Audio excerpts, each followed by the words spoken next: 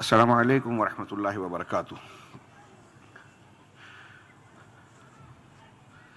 ان الحمد للہ نحمده ونستعینه ونستغفره ونعوذ باللہ من شرور انفسنا ومن سیئات اعمالنا من يهده الله فلا مضل له ومن يضلل فلا هادي له واشهد ان لا اله الا الله وحده لا شريك له واشهد ان محمدا عبده ورسوله اما بعد فاعوذ باللہ السمیع العلیم من الشیطان الرجیم بسم اللہ الرحمن الرحیم یا ایہا الذین آمنوا اتقوا اللہ حق تقاتہ ولا تموتن الا وانتم مسلمون یا ایہا الناس اتقوا ربکم الذی خلقکم من نفس واحدہ وخلق منها زوجها وبث منهما رجالا كثيرا ونساء واتقوا الله الذي تساءلون به والارحام ان الله كان عليكم رقيبا يا ايها الذين آمنوا اتقوا الله وقولوا قولا سديدا يصلح لكم اعمالكم ويغفر لكم ذنوبكم ومن يطع الله ورسوله فقد فاز فوزا عظيما فان خير الحديث كتاب الله وخير الهدي هدي محمد صلى الله عليه وسلم وشر الامور محدثاتها وكل محدثة بدعة وكل بدعة ضلالة وكل ضلالة في النار قال الله تبارك وتعالى في كلامه المجيد اعوذ بالله من الشيطان الرجيم بسم الله الرحمن الرحيم والسابقون الاولون من المهاجرين والانصار والذين اتبعوهم باحسان رضي الله عنهم ورضوا عنه واعد لهم جنات تجري تحتها الانهار وقال تعالى ثم جعلناك على شريعة من الأمر فاتبعها ولا تتبع أهواء الذين لا يعلمون۔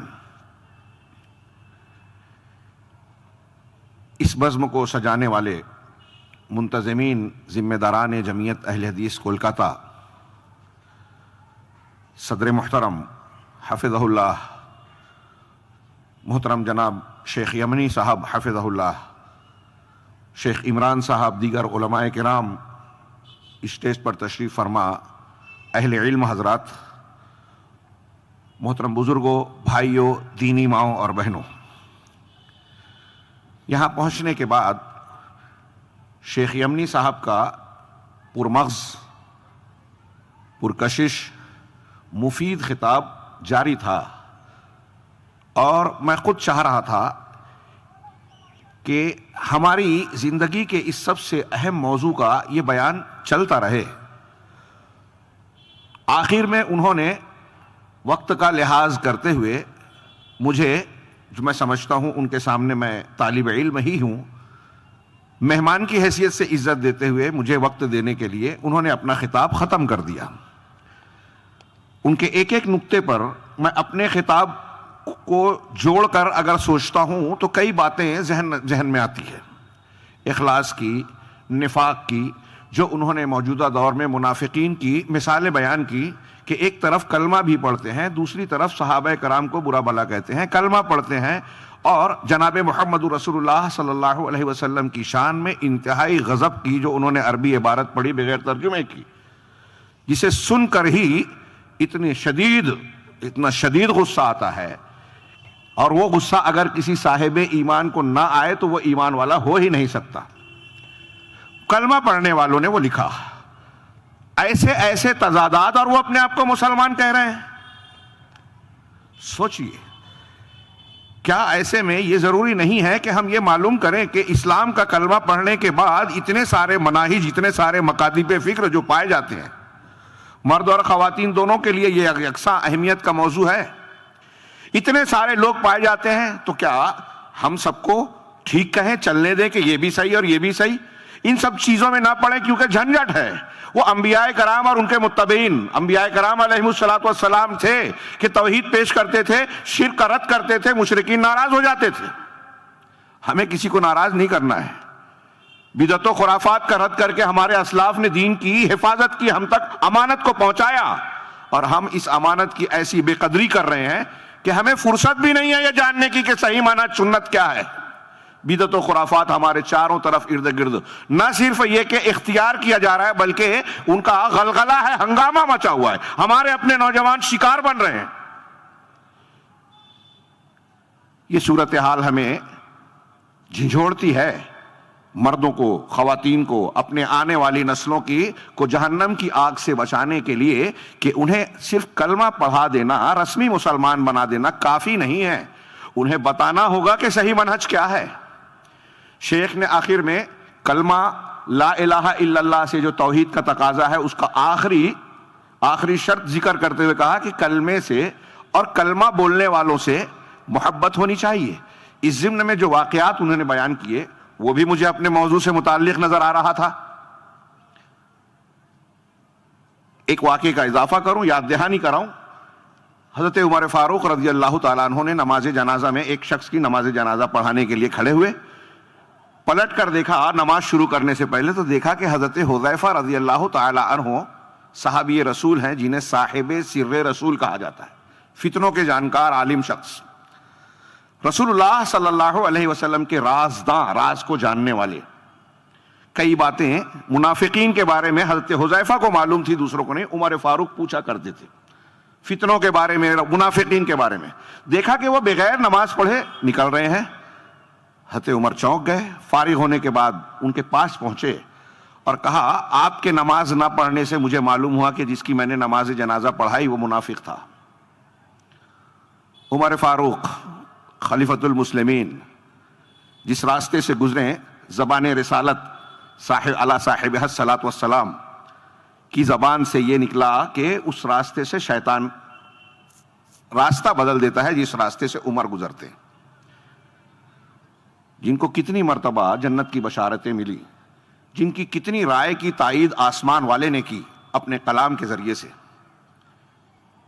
وہ عمر فاروق حضرت حذیفہ سے پوچھتا ہے کہ اللہ کے واسطے یہ بتا دیجئے کہ رسول اللہ صلی اللہ علیہ وسلم نے ان منافقین میں میرا نام تو نہیں لیا۔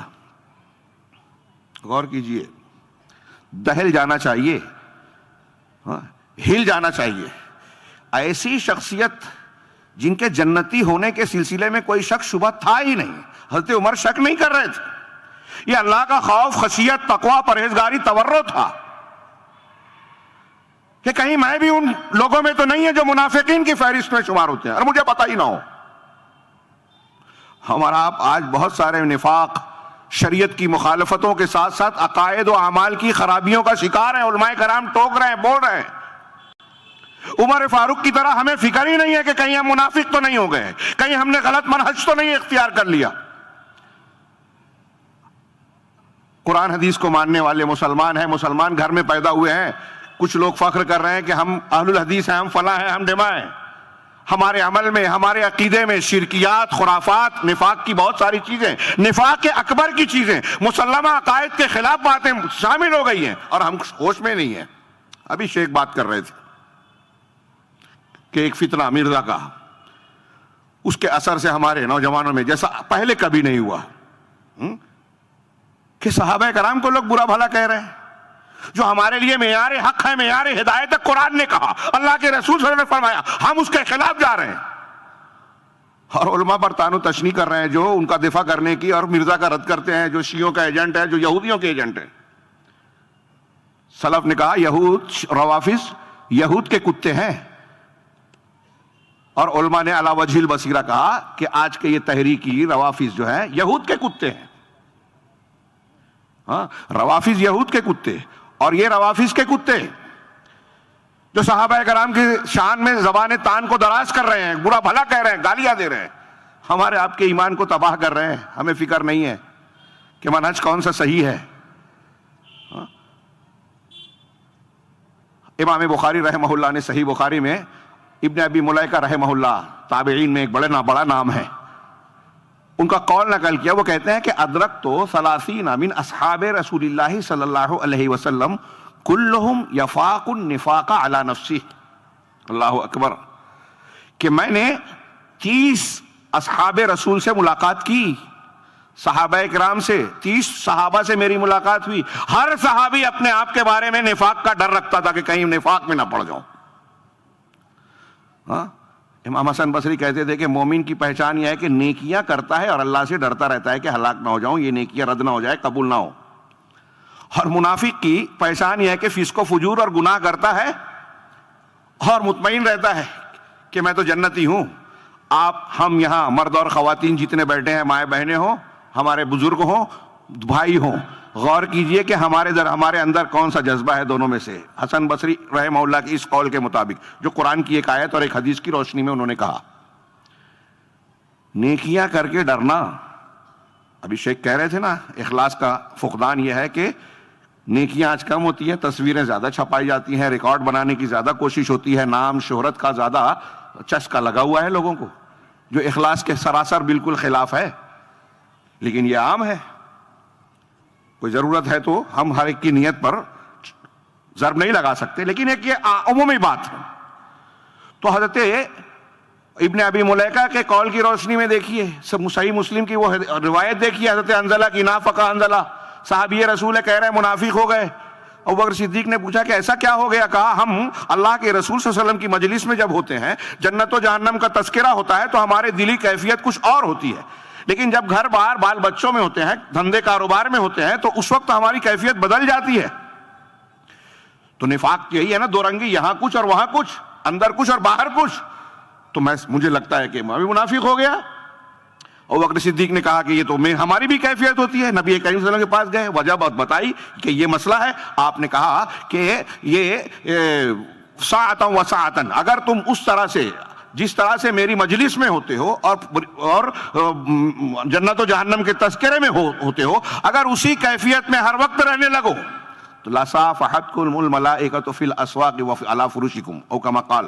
تو فرشتے بازاروں میں اور تمہارے بستروں پر آ کر تم سے مصافحہ کرنے لگیں گے. وَلَكِنْ سَاعَةً وَسَاعَةً يَا حنظلہ. لیکن اے حنظلہ، الگ الگ وقت کی الگ الگ کیفیت ہوتی ہے. آپ کے اندر ایمان پختہ ہے، اخلاص ہے، تو اس کیفیت کی تبدیلی سے نقصان نہیں ہوگا. ہاں، عقیدے میں خرابی آ گئی، عمل میں کمی آ رہی ہے، تو پھر فکر کی ضرورت ہے. میں ان مثالوں سے یہ کہنا چاہتا ہوں اپنے عنوان کے تعلق سے، اس کی اہمیت کے تعلق سے، کہ صحابہ کرام کو یہ فکر ہوتی تھی. اس وقت تو فرقے نہیں تھے، اس وقت مختلف قسم کے مناہج اور فتنوں کی شکل میں الگ الگ گمراہ فرقوں کا وجود نہیں تھا، لیکن صحابہ کرام کو اپنے ایمان کے تعلق سے اتنی فکر تھی کہ کہیں نفاق ہمارے اندر تو نہیں آ گیا. ہم گمراہی کا شکار تو اپنے آپ کو مسلمان سمجھتے ہوئے بھی ہم گمراہی کا شکار تو نہیں ہو گئے. ہمیں نعمتیں مل رہی ہیں دنیا کی، تو کہیں تو ایسا تو نہیں کہ ہمیں اپنی نیکیوں کا بدلہ دنیا میں مل رہا ہے. حضرت عبد الرحمن بن عوف روتے ہوئے اٹھ گئے، روزہ تھے، افطار نہیں کیا، کہ مصعب بن عمیر مجھ سے بہتر تھے. حالانکہ یہ بہتر تھے، کہا مجھ سے بہتر تھے. وہ اس حال میں شہید ہو گئے کہ ان کی چادر ان کے پورے کفن کے کام بھی نہ آ سکی، اور ہم زندہ ہیں، ہم کو یہ نعمتیں مل رہی ہیں. کہیں ایسا تو نہیں کہ ہماری نیکیوں کا بدلہ ہمیں یہاں مل رہا ہے، جنت آخرت میں محروم ہو جائیں. یہ صحابہ کرام تھے. کیا ہمارے لیے یہ نمونہ نہیں ہے کہ ہم اپنا جائزہ لیں، محاسبہ کریں؟ جبکہ میں نے عرض کیا کہ صحابہ کرام کے زمانے میں وہ فتنے نہیں تھے جو آج ہیں، وہ جہالتیں نہیں تھی جو آج ہیں، دین سے وہ دوریاں نہیں تھی جو آج ہیں. اس وقت ابو جہل بھی لا الہ الا اللہ کا یہ مطلب سمجھتا تھا کہ اللہ کے رسول کے چچا نے جب کلمہ پڑھنا چاہا یا اللہ کے رسول نے دعوت دی تو کہا کہ عبد المطلب کے دین سے پھر جاؤ گے کیا؟ مطلب وہ سمجھتا تھا کہ اگر کلمہ توحید لا الہ الا اللہ پڑھ لیا انہوں نے تو باپ دادا کے دین کو رد کر دیا. آج مسلمان ابو جہل کی طرح بھی کلمے کا معنی نہیں سمجھتا کہ میں لا الہ الا اللہ پڑھ رہا ہوں اور مان رہا ہوں تو باپ دادا کا قانون، فلاں کا طریقہ، فلاں کا منہج میرے لیے کوئی معنی نہیں رکھتا. الہ جب اللہ کو مانا ہے تو اسی کا قانون مانوں گا، اسی کا دین مانوں گا، اسی کا حلال حرام مانوں گا.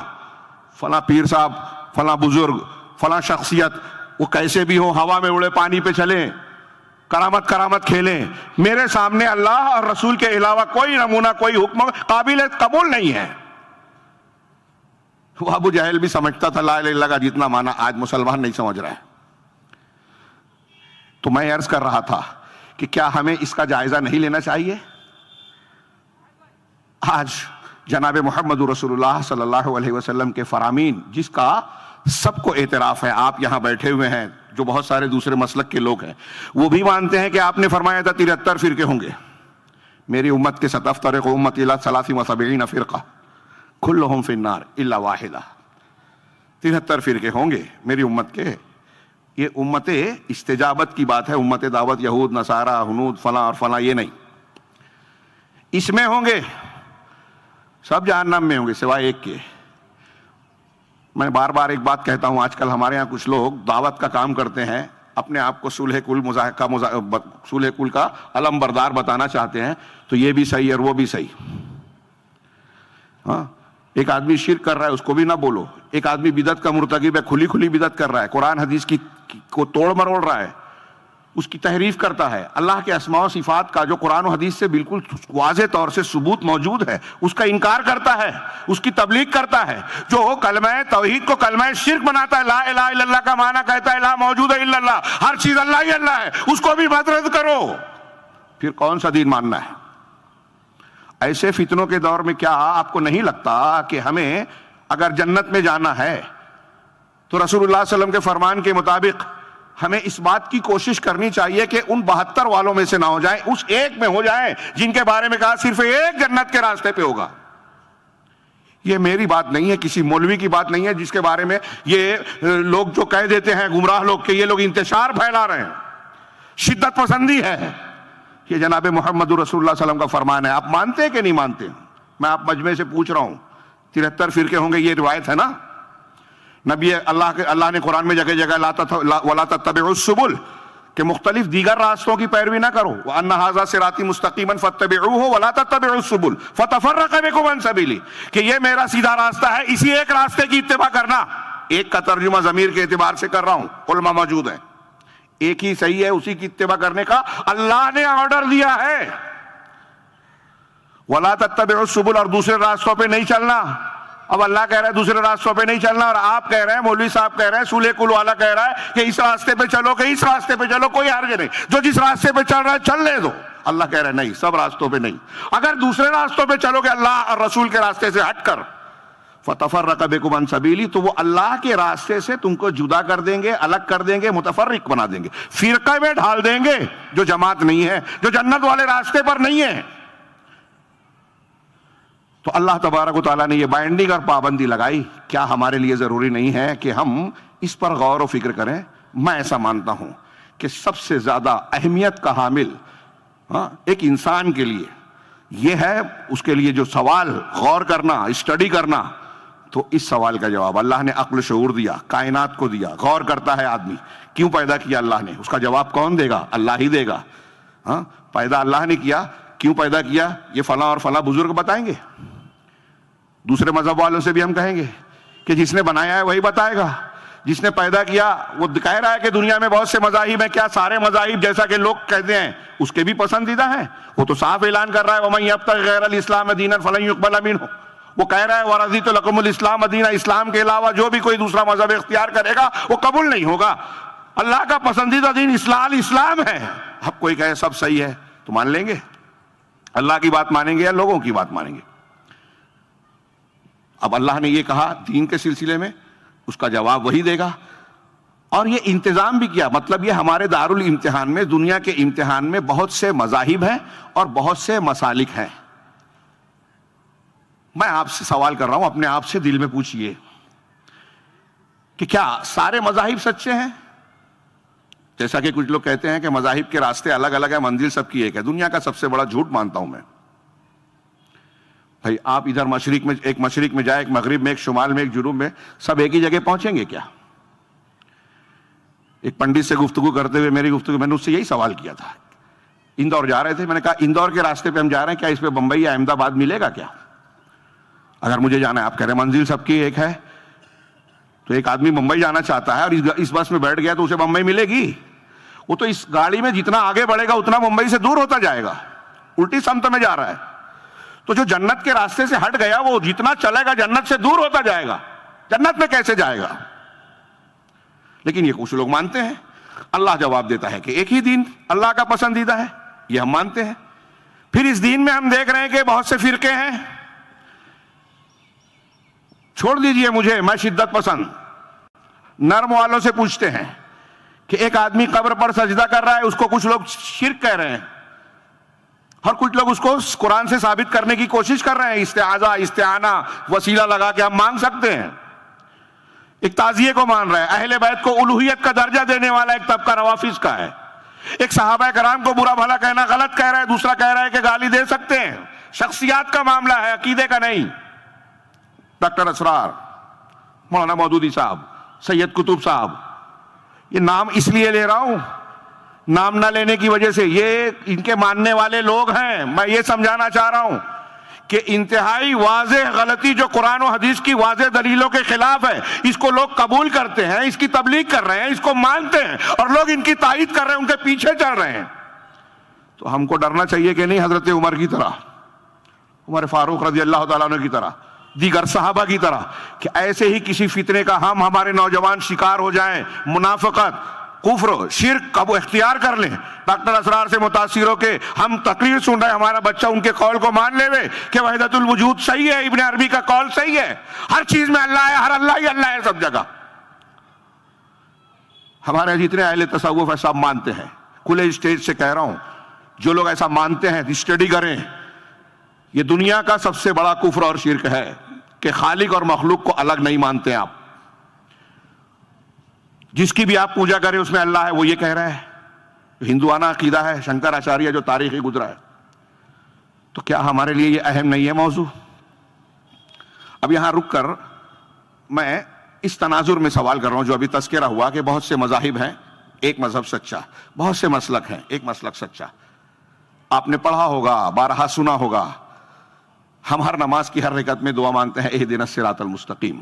بغیر سورہ فاتحہ کے نماز نہیں ہوتی. مائیں بہنیں بھی سن لیں، جماعت میں ہوں کہ اکیلے ہوں، سورہ فاتحہ ضروری ہے. صحیح بات یہی ہے. اس کو بلا وجہ میں ایسا مانتا ہوں بلا وجہ اختلافی مسئلہ اور کتابوں پہ کتابیں لکھ کر مختلف بھی بنا دیا. ہر نماز میں یہ دعا اللہ نے سکھائی. سورۃ الفاتحہ کا ایک نام سورۃ الدعا ہے، اس کے 10 نام ہیں دعا. اور اس میں جو دعا ہے علامہ ابن تیمیہ اور دوسرے علماء کہتے ہیں کہ یہ سب سے اہم، سب سے ضروری، سب سے مفید دعا ہے اہدنا الصراط المستقیم. صراط مستقیم اگر آپ کو ہم کو نہیں ملی نا تو کتنی بھی دولت مل جائے، کتنی بڑی بھی ڈگری مل جائے، عہدہ مل جائے، وزیر اعظم، صدر جمہوریہ، بادشاہ بن جاؤ، سب سے بڑے بدقسمت ہیں ہدایت نہیں ہے تو. ہاں غور کیجئے، سب سے اہم، سب سے مفید. اور یہ اسی سے ظاہر ہے کہ اللہ تعالیٰ نے یہ دعا ہر روز ہر رکعت میں پڑھنے کی ہم کو تعلیم دی، اس لیے کہ اس دعا کی سب سے زیادہ ضرورت ہے، اور اس موضوع کو سمجھنے کی اس لیے سب سے زیادہ ضرورت ہے. صحیح منہج کیا ہے؟ صراط مستقیم ہے. منہج کا معنی طریقہ. قرآن نے طریقے کا لفظ استعمال کیا، دین کا لفظ استعمال کیا ہے نا. یہ سب منہج کے، صراط مستقیم کا لفظ استعمال کیا. وَأَلَّوِ اسْتَقَامُوا، کل شاید کسی تقریر میں آئی تھی بات، یہ آیت آئی تھی، وَأَلَّوِ اسْتَقَامُوا عَلَى الطَّرِيقَةِ لَأَسْقَيْنَاهُمْ مَاءً غَدَقًا، سورہ شاید جمعہ کے خطبے میں آئی تھی. اللہ تعالیٰ سورہ جین میں کہہ رہا ہے کہ اگر یہ لوگ، ہاں جینوں کی زبانی غالباً وہ قول ہے کہ نہیں لوگوں کے بارے میں، کہ اگر یہ الطریقہ پر قائم رہیں گے، لَوِ اسْتَقَامُوا عَلَى الطَّرِيقَةِ، تو ہم اپنے موضوع کے الطریقہ کا اگر میں ترجمہ کروں کہ صحیح منہج پر اگر قائم رہیں گے. اللہ کہہ رہا ہے کہ اگر ہم نے دین کا صحیح منہج اختیار کیا، لَأَسْقَيْنَاهُمْ مَاءً غَدَقًا، تو ہم انہیں بھرپور، وافر، اور ایک ترجمہ ہنیہ مریا کے اعتبار سے مزیدار پانی پلائیں گے. وَمَن يُعْرِضْ، اور جو اعراض کرے گا، ہاں اپنے رب سے اعراض کرے گا، يَسْلُكْهُ عَذَابًا صَعَدًا، تو اسے سخت عذاب تک پہنچائے گا رب العالمین. منہج سے ہٹ گئے تو عذاب، صحیح منہج پر ہے تو ماء غدق. آپ سمجھتے ہیں صرف پانی کا معاملہ، میں نے ہلکا سا ذکر کیا تھا جمعہ کے خطبے میں کہ پانی سے دنیا میں زندگی چلتی ہے. پانی کا ذخیرہ ہوتا ہے تو پیڑ پودے گھاس پھوس اگتی ہے، ہریالی ہوتی ہے، ماحول کنٹرول میں رہتا ہے. ہاں جانور جیتے ہیں اس کی وجہ سے، ان سے دودھ ملتا ہے، گوشت ملتا ہے، اور دوسری نعمتیں ملتی ہیں، پھل پھول سب پانی سے. انسان پانی سے پیدا ہوتا ہے، پانی کے بغیر زندہ نہیں رہ سکتا. انسان کے جسم کے اندر کہتے ہیں سائنس والے 66% پانی ہے. سمندر اور دریا اگر نہ ہو تو انسان دنیا میں زندگی ممکن نہ ہو. اس پانی میں کتنی زندگیاں پائی جاتی ہیں، مچھلیاں اور کیا کیا. تو پانی اللہ تعالیٰ کب دے گا؟ جب صحیح منہج پہ رہو گے. وَأَلَّوِ اسْتَقَامُوا عَلَى الطَّرِيقَةِ، تو ہم کو دعا سکھائی کہ اس صحیح منہج کی دعا مانگو. اس کا مطلب یہ ہوا کہ جتنی آیتیں وغیرہ پیش کی ہے، اللہ نے کہا کہ میرے راستے پہ چلو، دوسرے راستوں سے سبل سے بچو. یہ جو آیت اور حدیث میں نے پڑھی، اس کا مطلب یہ ہوا کہ صحیح راستہ دنیا میں ایک ہے جس پر چلنے سے نجات ملے گی، سعادت ملے گی، کامیابی، انعام ملے گا. اور اس راستے سے ہٹنا گمراہی ہے، عذاب کو دعوت دینا ہے، ذلت و خواری کو قبول کرنا ہے، اللہ کو ناراض کرنا ہے. تو دوسرے راستے بھی ہے نا، اس سے پتہ چلا کہ دوسرے راستے ہوں گے، اور یہی امتحان ہے، اللہ کہہ رہا ہے ان سے بچ کے اس کو اختیار کرو. مطلب دوسرے راستے ہیں تو دعا سکھائی کہ جو صحیح راستہ ہے پروردگار اس کی توفیق دے. عبد الرحمن بن ناصر السعدی کہتے ہیں اہدنا الصراط المستقیم میں بغیر صلے کے دعا مانگے تعلیم دی. تو اہدنا الی الصراط بھی مانا ہے اور اہدنا فی الصراط بھی ہے.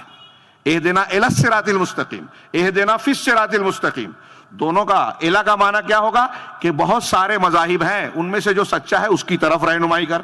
اور مسلمانوں میں جو اسلام سچا مذہب ہے اس میں بہت سے مسلک ہیں، اس کے اندر جو صحیح منہج ہے اس کی تعلیم دے، اس کی ہدایت دے. ہر نماز میں جو دعا سکھائی گئی ہے ہم اس کو غیر اہم سمجھ رہے ہیں. آج کا جو میرا موضوع ہے منہج سلف کی اہمیت و ضرورت. اب اس کو سلف پہ آئیے کہ اللہ تعالیٰ نے دین کو اتارا. ہم اور آپ جانتے ہیں، مانتے ہیں، عقیدہ ہے یہ اللہ کا سب سے بڑا احسان و کرم ہے. انبیاء کی بعثت، کتابوں کا نزول، شریعت کی عطائی نوازش، اس سے بڑی کوئی نعمت نہیں. کھانا پینا، دولت، گھر بار، دولت، پراپرٹی جو بھی ہے سب. آپ بادشاہ ہیں، میں نے ابھی پھر سے جو جملہ جو رہا ہوں، آپ دنیا کا، پوری دنیا کے مالک بن جائیں، ہدایت سے محروم ہے، سب سے بدقسمت. آپ فاقے سے زندگی گزارتے ہیں لیکن آپ کے پاس توحید والا سچا دین اور منہج ہے تو آپ سب سے زیادہ خوش قسمت ہے. یہ ہمیشہ نوٹ کر لیجئے، لکھ لیجئے اپنے پاس. نوجوان لڑکے لڑکیاں سب لکھ لیں. بلا وجہ وہ بے وقوف نہیں تھے ہمارے اسلاف کہ جانیں گردنیں کٹوا دیتے تھے مسکراتے ہوئے کہ دین کے راستے میں مر رہے ہیں.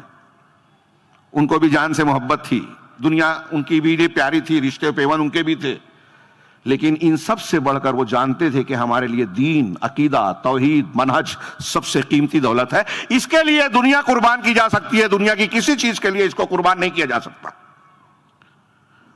تو اللہ تبارک و تعالیٰ سے ہم نے یہ دعا مانگ رہے ہیں کہ اہدنا الصراط المستقیم. تو دعا مانگنے کے ساتھ ساتھ محنت بھی کرنا ہے، کوشش بھی کرنی ہے. آپ کہتے ہیں اللہ مجھے روزی دے تو بیٹھ نہیں جاتے گھر میں، خانقاہ میں، مسجد میں کہ روزی دے، میرے حصے میں لکھا ہوگا تو آ جائے گا. محنت بھی کرنا ہوگی، اسباب کو اختیار کرنا ہوگا. یہ توکل ہے، پھر اللہ پر بھروسہ کرو. تو اب آپ نے دعا مانگی. میں یہ عرض کر رہا تھا کہ اللہ تبارک و تعالیٰ نے انبیاء کو بھیجا، آخری کڑی جناب محمد رسول اللہ صلی اللہ علیہ وسلم.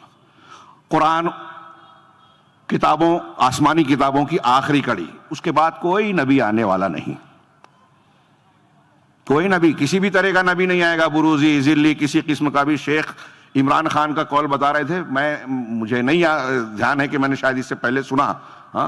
حیرت ہے کہ کہتے ہیں میری سمجھ میں نہیں آتا کہ کوئی نبی. لکھ لیجئے، ہمارے اسلاف میں سے بعض نے کہا اگر بعض کوئی نبوت کا دعویٰ کرے جھوٹا، کچھ لوگ کہتے ہیں حضرت امام حنیفہ رحمہ اللہ کا قول ہے، کچھ لوگ دوسروں کا کہتے ہیں، کسی نے نبوت کا دعویٰ کیا اور سمجھنے کی نیت سے وہ کہنے لگے کہ ٹھیک ہے اپنی دلیل پیش کرو، اگر یہ بھی کسی نے کہا تو کافر ہو جائے گا، کافر، کیونکہ وہ اللہ کے نبی کے خاتم النبیین ہونے کا انکار کر رہا ہے.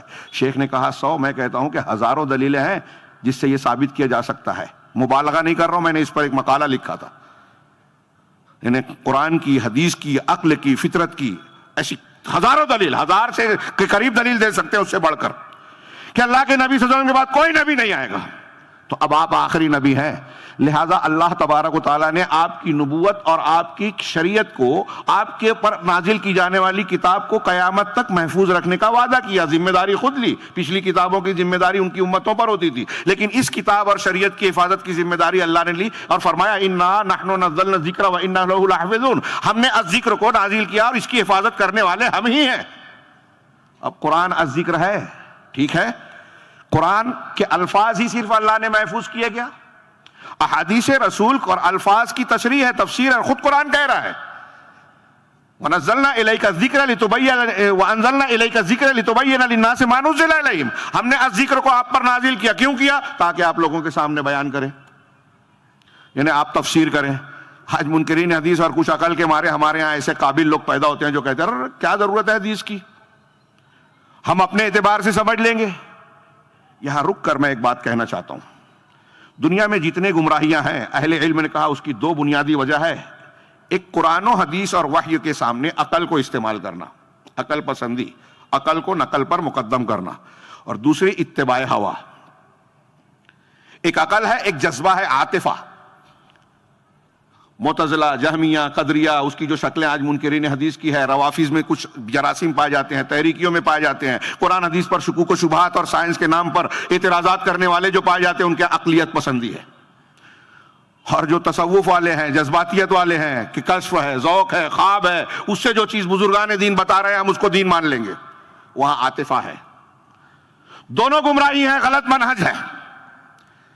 کیا منہج صحیح ہے؟ میرا سوال ہے، غور کیجئے ایسے لوگوں سے. ایک موٹی سی بات سوچئے کہ اگر عقل کی بات، یہ بعض اسلاف کے قول میں بھی ہے، اگر عقل کے اور سوجھ بوجھ کی بنیاد پر ہی دین، مسلک اور مذہب طے ہوتا، غور کیجئے، تو اللہ تعالیٰ نبیوں کو کیوں اتارتا، کتابیں کیوں نازل کرتا؟ سوچئے تھوڑی دیر کے لیے. اللہ تعالیٰ نے دنیا کے علوم کے لیے انسان کو کہا ہے غور و فکر کرو، اللہ کی نشانیوں پر غور، جغرافیہ، سائنس، تاریخ، فلکیات، طبقات الارض، دنیا کے جتنے علوم ہیں، میڈیکل سائنس ہو، سائنسیات ہو، جو بھی ہو، یہ سب انسان غور و فکر، تجربات سے، جانوروں کے مشاہدت سے معلوم کرتا ہے. لیکن دین شریعت کے لیے اللہ نے یہ نہیں کہا کہ اپنے دماغ سے معلوم کر لو کہ یہ عقیدہ ہے، یہ عمل ہے، یہ حلال ہے، یہ حرام ہے، بلکہ اللہ نے وحی اتاری اور کہا کہ اس کی اتباع کرو. اتبعوا ما انزل الیکم من ربکم، اس چیز کی اتباع کرو جو تمہارے پاس تمہارے پروردگار کی طرف سے نازل کی گئی ہے. عقل نہیں چلے گی یہاں. اس لیے حضرت علی کہتے تھے کہ اگر دین کی بنیاد عقل اور رائے پہ ہوتی تو میرے نزدیک موزے کے نچلے حصے پہ مسح کرنا زیادہ بہتر تھا اوپر کے حصے سے. لیکن سنت یہ ہے کہ اوپر مسح کیا جائے، تو میں وہ مانتا ہوں، عقل نہیں لگاتا. بظاہر چھوٹی بات ہے لیکن بہت بڑی بات ہے. اگر اس کو ہم نے دماغ میں اتار لیا بہت بڑی گمراہی سے بچ جائیں گے. گمراہیوں کے راستوں کو بند کر رہے ہیں. تو میں عرض کر رہا تھا کہ وحی الہی ہمارے لیے، یہاں تک کہ ہمارے لیے نہیں، نبی کریم صلی اللہ علیہ وسلم کو خطاب کر کے اللہ نے کہا، ابھی میں نے ایک آیت پڑھی نا، اللہ نے فرمایا ثم جعلناک علی شریعۃ من الامر فاتبعھا، کہ ہم نے آپ کو شریعت کے معاملے یعنی دین کے معاملے میں ایک شریعت پر، دینی قانون اور قاعدے پر مقرر کر دیا، فائز کر دیا. ایک دین دے دیا آپ کو، شریعت دے دی. اللہ کہہ رہا ہے، کس سے کہہ رہا ہے؟ خطاب میں واحد کا صیغہ ہے نبی کریم صلی اللہ علیہ وسلم کو، اور نبی ہمارے لیے اسوہ ہیں، تو نبی کو جو حکم دیا گیا صلی اللہ علیہ وسلم وہ امت کے لیے بھی ہے، الا یہ کہ تخصیص کی کوئی دلیل ہے، قاعدہ ہے، آپ جانتے ہیں، علماء جانتے ہیں. تو اللہ تعالیٰ نے کہا کہ اگر پھر ہم نے آپ کو شریعت کے ایک حکم پر قائم کر دیا، حکم کی شریعت پر قائم کر دیا، فاتبعھا، آپ اسی کی پیروی کیجئے. بائنڈنگ ہے، یہی ماننا ہے، اس کے علاوہ نہیں. اللہ نے حلال کیا تو آپ حرام نہیں کر سکتے، نبی بھی. اور اس کے اگلا جملہ وَلَا تَتَّبِعْ أَهْوَاءَ الَّذِينَ لَا يَعْلَمُونَ، اور ان لوگوں کی پیروی بالکل مت کیجئے، ان کی بات مت مانیے جو علم نہیں رکھتے.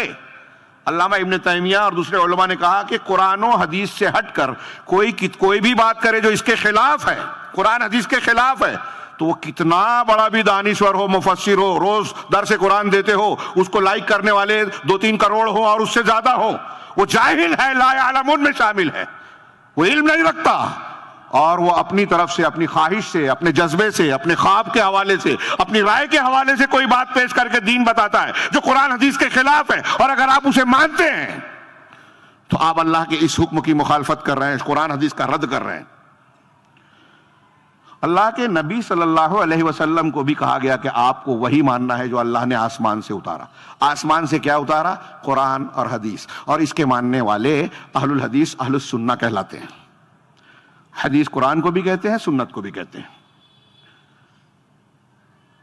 نبی کریم صلی اللہ علیہ وسلم کے لیے پابندی ہو گئی. اب اللہ کی بات ماننا ہے، اطیعوا اللہ و اطیعوا الرسول، اللہ کی بات ماننا ہے. اللہ نے رسول پر شریعت نازل کی، آپ سے کہا کہ شریعت اور قرآن جو اللہ نے نازل کیا ہے اس کو ویسے ہی مانیے جیسے اللہ نے کہا. رسول نے مانا کہ نہیں مانا؟ سوال ہے آپ سے، پوچھ رہا ہوں، رسول نے مانا کہ نہیں مانا؟ حضرت ام المومنین حضرت عائشہ صدیقہ سے پوچھا گیا کیا اللہ کے نبی صلی اللہ علیہ وسلم کی زندگی کا طریقہ اور اخلاق کیا تھا؟ تو کہا کانا خلقہ القرآن. آپ کی زندگی جیتے جاگتا قرآن تھا، قرآن کی زندہ تصویر تھا. جو قرآن میں الفاظ میں ہے، احکامات، دین، آداب، عقیدہ، عمل، وہ اللہ کے نبی جناب محمد رسول اللہ صلی اللہ علیہ وسلم کی زندگی میں سب سے زیادہ اعلیٰ درجے پہ تھا. اب نبی کریم صلی اللہ علیہ وسلم شریعت کے سب سے پابند عبد کامل، وَأَشْهَدُ أَنَّ مُحَمَّدًا عَبْدُهُ وَرَسُولُهُ، محمد رسول تو ہیں، اس سے پہلے عبد ہیں، عبد کامل ہیں، اللہ نہیں ہے، معبود نہیں ہے، عبد ہیں. اور عبد کامل ہیں جن کو پوری انسانیت کے لیے، ساری دنیا کے انسانوں کے لیے اب قیامت تک کے لیے نمونہ بنایا گیا. لقد کان لکم فی رسول اللہ اسوۃ حسنہ، آپ کے لیے اللہ کے رسول اللہ صلی اللہ علیہ وسلم کے لیے تمہارے لیے اسوہ حسنہ ہے، بہترین نمونہ ہے. جس کو اللہ نے بہتر نمونہ کہا، اس سے بہتر کوئی ہو سکتا ہے؟ ہاں، نبی کریم صلی اللہ علیہ وسلم، میں نے ایسی کئی تقریریں کی ہیں کہ اللہ کے رسول صلی اللہ علیہ وسلم کی جامعیت کو، کمال کو، آپ کی نبوت کو، آپ کی حقانیت کو محفوظ اور عام کرنے کے لیے اللہ نے کتنی دلیلیں فراہم کی. پچھلی کتابیں بولتی ہیں، قرآن بولتا ہے، معجزات بولتے ہیں، آپ کا اخلاق بولتا ہے، آپ کی پیشین گوئیاں، آپ کی ماضی کی خبریں، مستقبل کی خبریں، مستقبل میں، مستقبل قریب، مختلف بعید، قیامت، قیامت کے بعد کی خبریں، آپ کا دیا ہوا نظام. جو دنیا میں ایک امی شخص نے، قرآن نے امی کہا، لیکن یہ قرآن رسول اللہ صلی اللہ علیہ وسلم کا ایک معجزہ ہے کہ امی ہوتے ہوئے آپ معلم کائنات بن گئے، کائنات کو تعلیم سکھانے والے. آپ سے بہتر اور کامل انسان پیدا ہی نہیں ہوا. ایسا کہاں سے لاؤں کہ تجھ سا کہوں جسے؟ نبی صلی اللہ علیہ وسلم سے مکمل اور بہتر کوئی ہے؟ یہ وہ لوگ خاص طور سے سوچیں جو اللہ کے نبی صلی اللہ علیہ وسلم کو چھوڑ کر یا آپ کی اہمیت کو نہ سمجھ کر، آپ کے مقام کو نہ پہچان کر، فلاں بزرگ، فلاں بابا، فلاں امام کو آپ کا درجہ دیتے ہیں. ابھی جو میں نے کہا کہ اللہ تعالیٰ کہہ رہا ہے کہ تمہارے لیے رسول کی ذات میں بہترین نمونہ ہے. اللہ نے کہا وَمَا آتَاكُمُ الرَّسُولُ فَخُذُوهُ وَمَا نَهَاكُمْ عَنْهُ فَانْتَهُوا، جو رسول دے لے لو، جس سے منع کر دے رک جاؤ. اللہ کی اطاعت کرو اور رسول کی اطاعت کرو. جو رسول کے حکم کی مخالفت کرے گا انہیں ڈرنا چاہیے کہ اللہ تعالیٰ آسمان سے پتھر فتنہ پکڑے یا اللہ تعالیٰ اس کو عذاب علیم دے. فَلْيَحْذَرِ الَّذِينَ يُخَالِفُونَ عَنْ أَمْرِهِ أَن تُصِيبَهُمْ فِتْنَةٌ أَوْ يُصِيبَهُمْ عَذَابٌ أَلِيمٌ. یہ اس آیت کا میں نے ترجمہ کیا. اللہ کے رسول کی مخالفت پر اللہ کہہ رہے عذاب، اور پوری دنیا میں آج مسلمانوں پر عذاب ہے. غزہ کا معاملہ ہو، ہمارے گھر کا معاملہ ہو، جو مصیبت پریشانی ہے اس آئینے میں دیکھنا چاہیے کہ ہم رسول کی کتنی بات مان رہے ہیں. اللہ نے تو پہلے دھمکی دے دی ہے، بتا دیا ہے رسول کی نہیں مانو گے تو تم کو مارا جائے گا، اللہ کا عذاب آئے گا.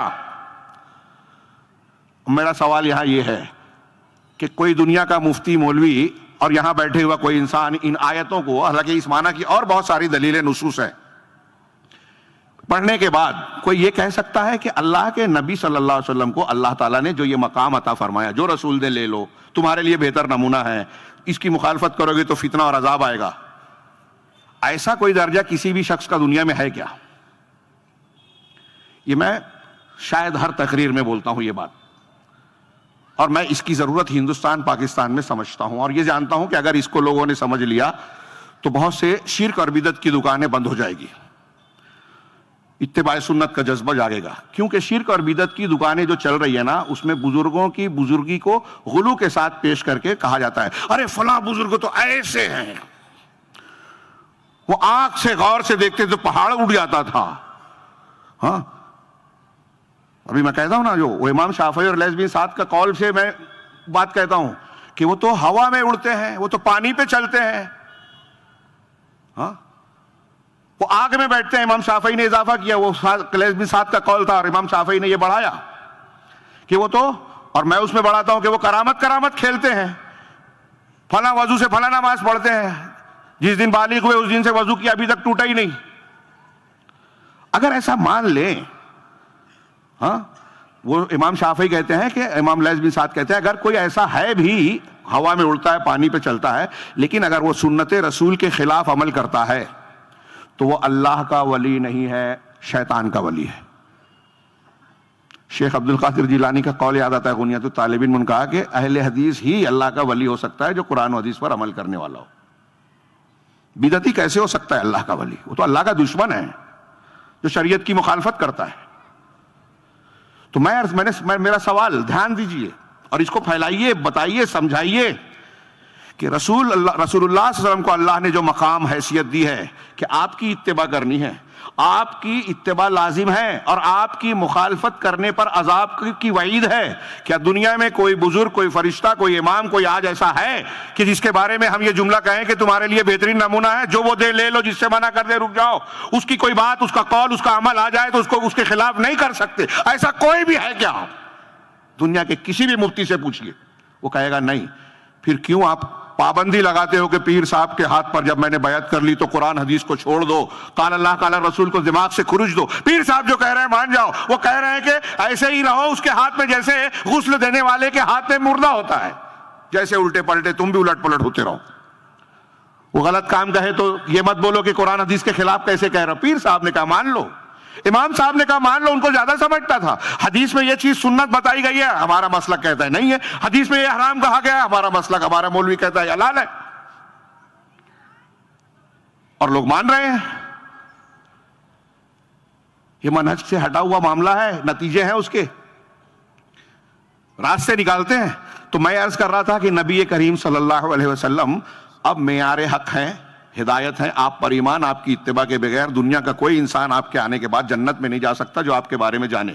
یہ اللہ کے رسول خود صلی اللہ علیہ وسلم نے خود فرمایا ہے, ہاں, کہ تم میں کا کوئی شخص, ہاں, لا والذی نفسی بیدی, لا کیا ہے, لا يدخل الجنہ, کیا ہے, والذی نفسی لا يسمع بی رجل من امتی یہودی کان او نصرانی, میری امت کا کوئی بھی آدمی جو میرے بارے میں سن لے, اس کو علم پہنچ جائے, اور وہ یہودی ہو کہ نصرانی ہو, اگر وہ مجھ پر ایمان نہیں لاتا ثم لم یؤمن بی دخل النار الا دخل النار, وہ ایمان نہیں لایا تو جہنم پکی. ابھی ایک کلپ بتایا تھا کسی نے, ڈاکٹر صاحب نے, کسی نے پوچھا کہ محمد صلی اللہ علیہ وسلم پر ایمان نہ لا کے بھی کوئی جنت میں جا سکتا ہے کیا؟ تو انہوں نے کیا کہا کہ 0.00001 اس کو چانس ہے. ارے کوئی چانس نہیں ہے, 100 نقطے کے بعد بھی ایک کا چانس نہیں ہے. یہ ایسے ہمارے گرد گھومتے ہیں اور ہم متاثر ہیں. اب ان سے متاثر ہے تو ان کی غلط باتوں پر بھی آمنا صدقنا کہتے ہیں, کوئی رد کرتا ہے تو اس کا رد کرتے ہیں. تو پہلا نقطہ عنوان سے متعلق کہ محمد رسول اللہ صلی اللہ علیہ وسلم معیار ہدایت ہیں. اب ہم اور آپ کہہ سکتے ہیں, لوگ کہہ سکتے ہیں کہ محمد صلی اللہ علیہ وسلم تو نبی تھے, پیغمبر تھے, آپ کی اتباع کرنی ہے تو ہم کیسے کریں, ہمارا تو درجہ بہت نیچے ہے.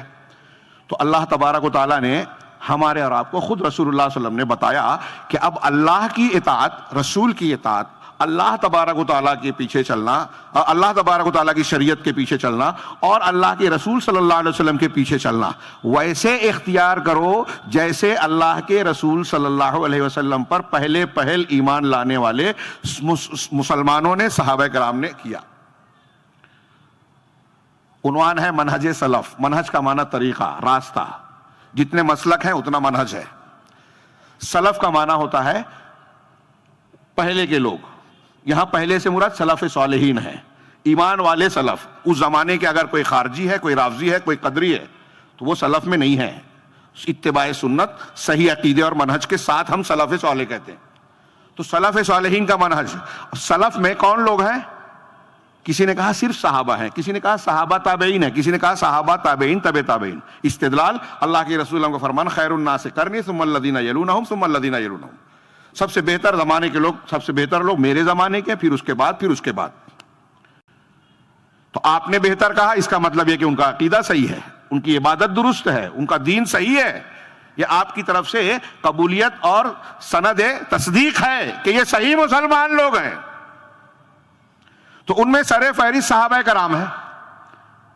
اب صحابہ کرام کے بارے میں اللہ تبارک و تعالیٰ کا ارشاد, ایک دو ارشاد صرف نمونے کا پیش کر رہا ہوں, بیسیوں دلیلیں.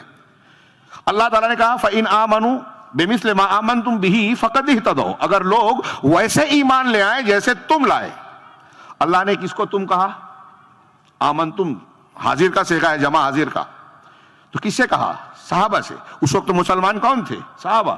اللہ کہہ رہا ہے کہ جیسے تم ایمان لائے, لوگ اگر ویسے ہی ایمان لے آئے تو ہدایت والے ہو گئے. اس کا مطلب صحابہ کرام کا ایمان, صحابہ کرام کا دین ہدایت والا تھا. کس کے نظر میں؟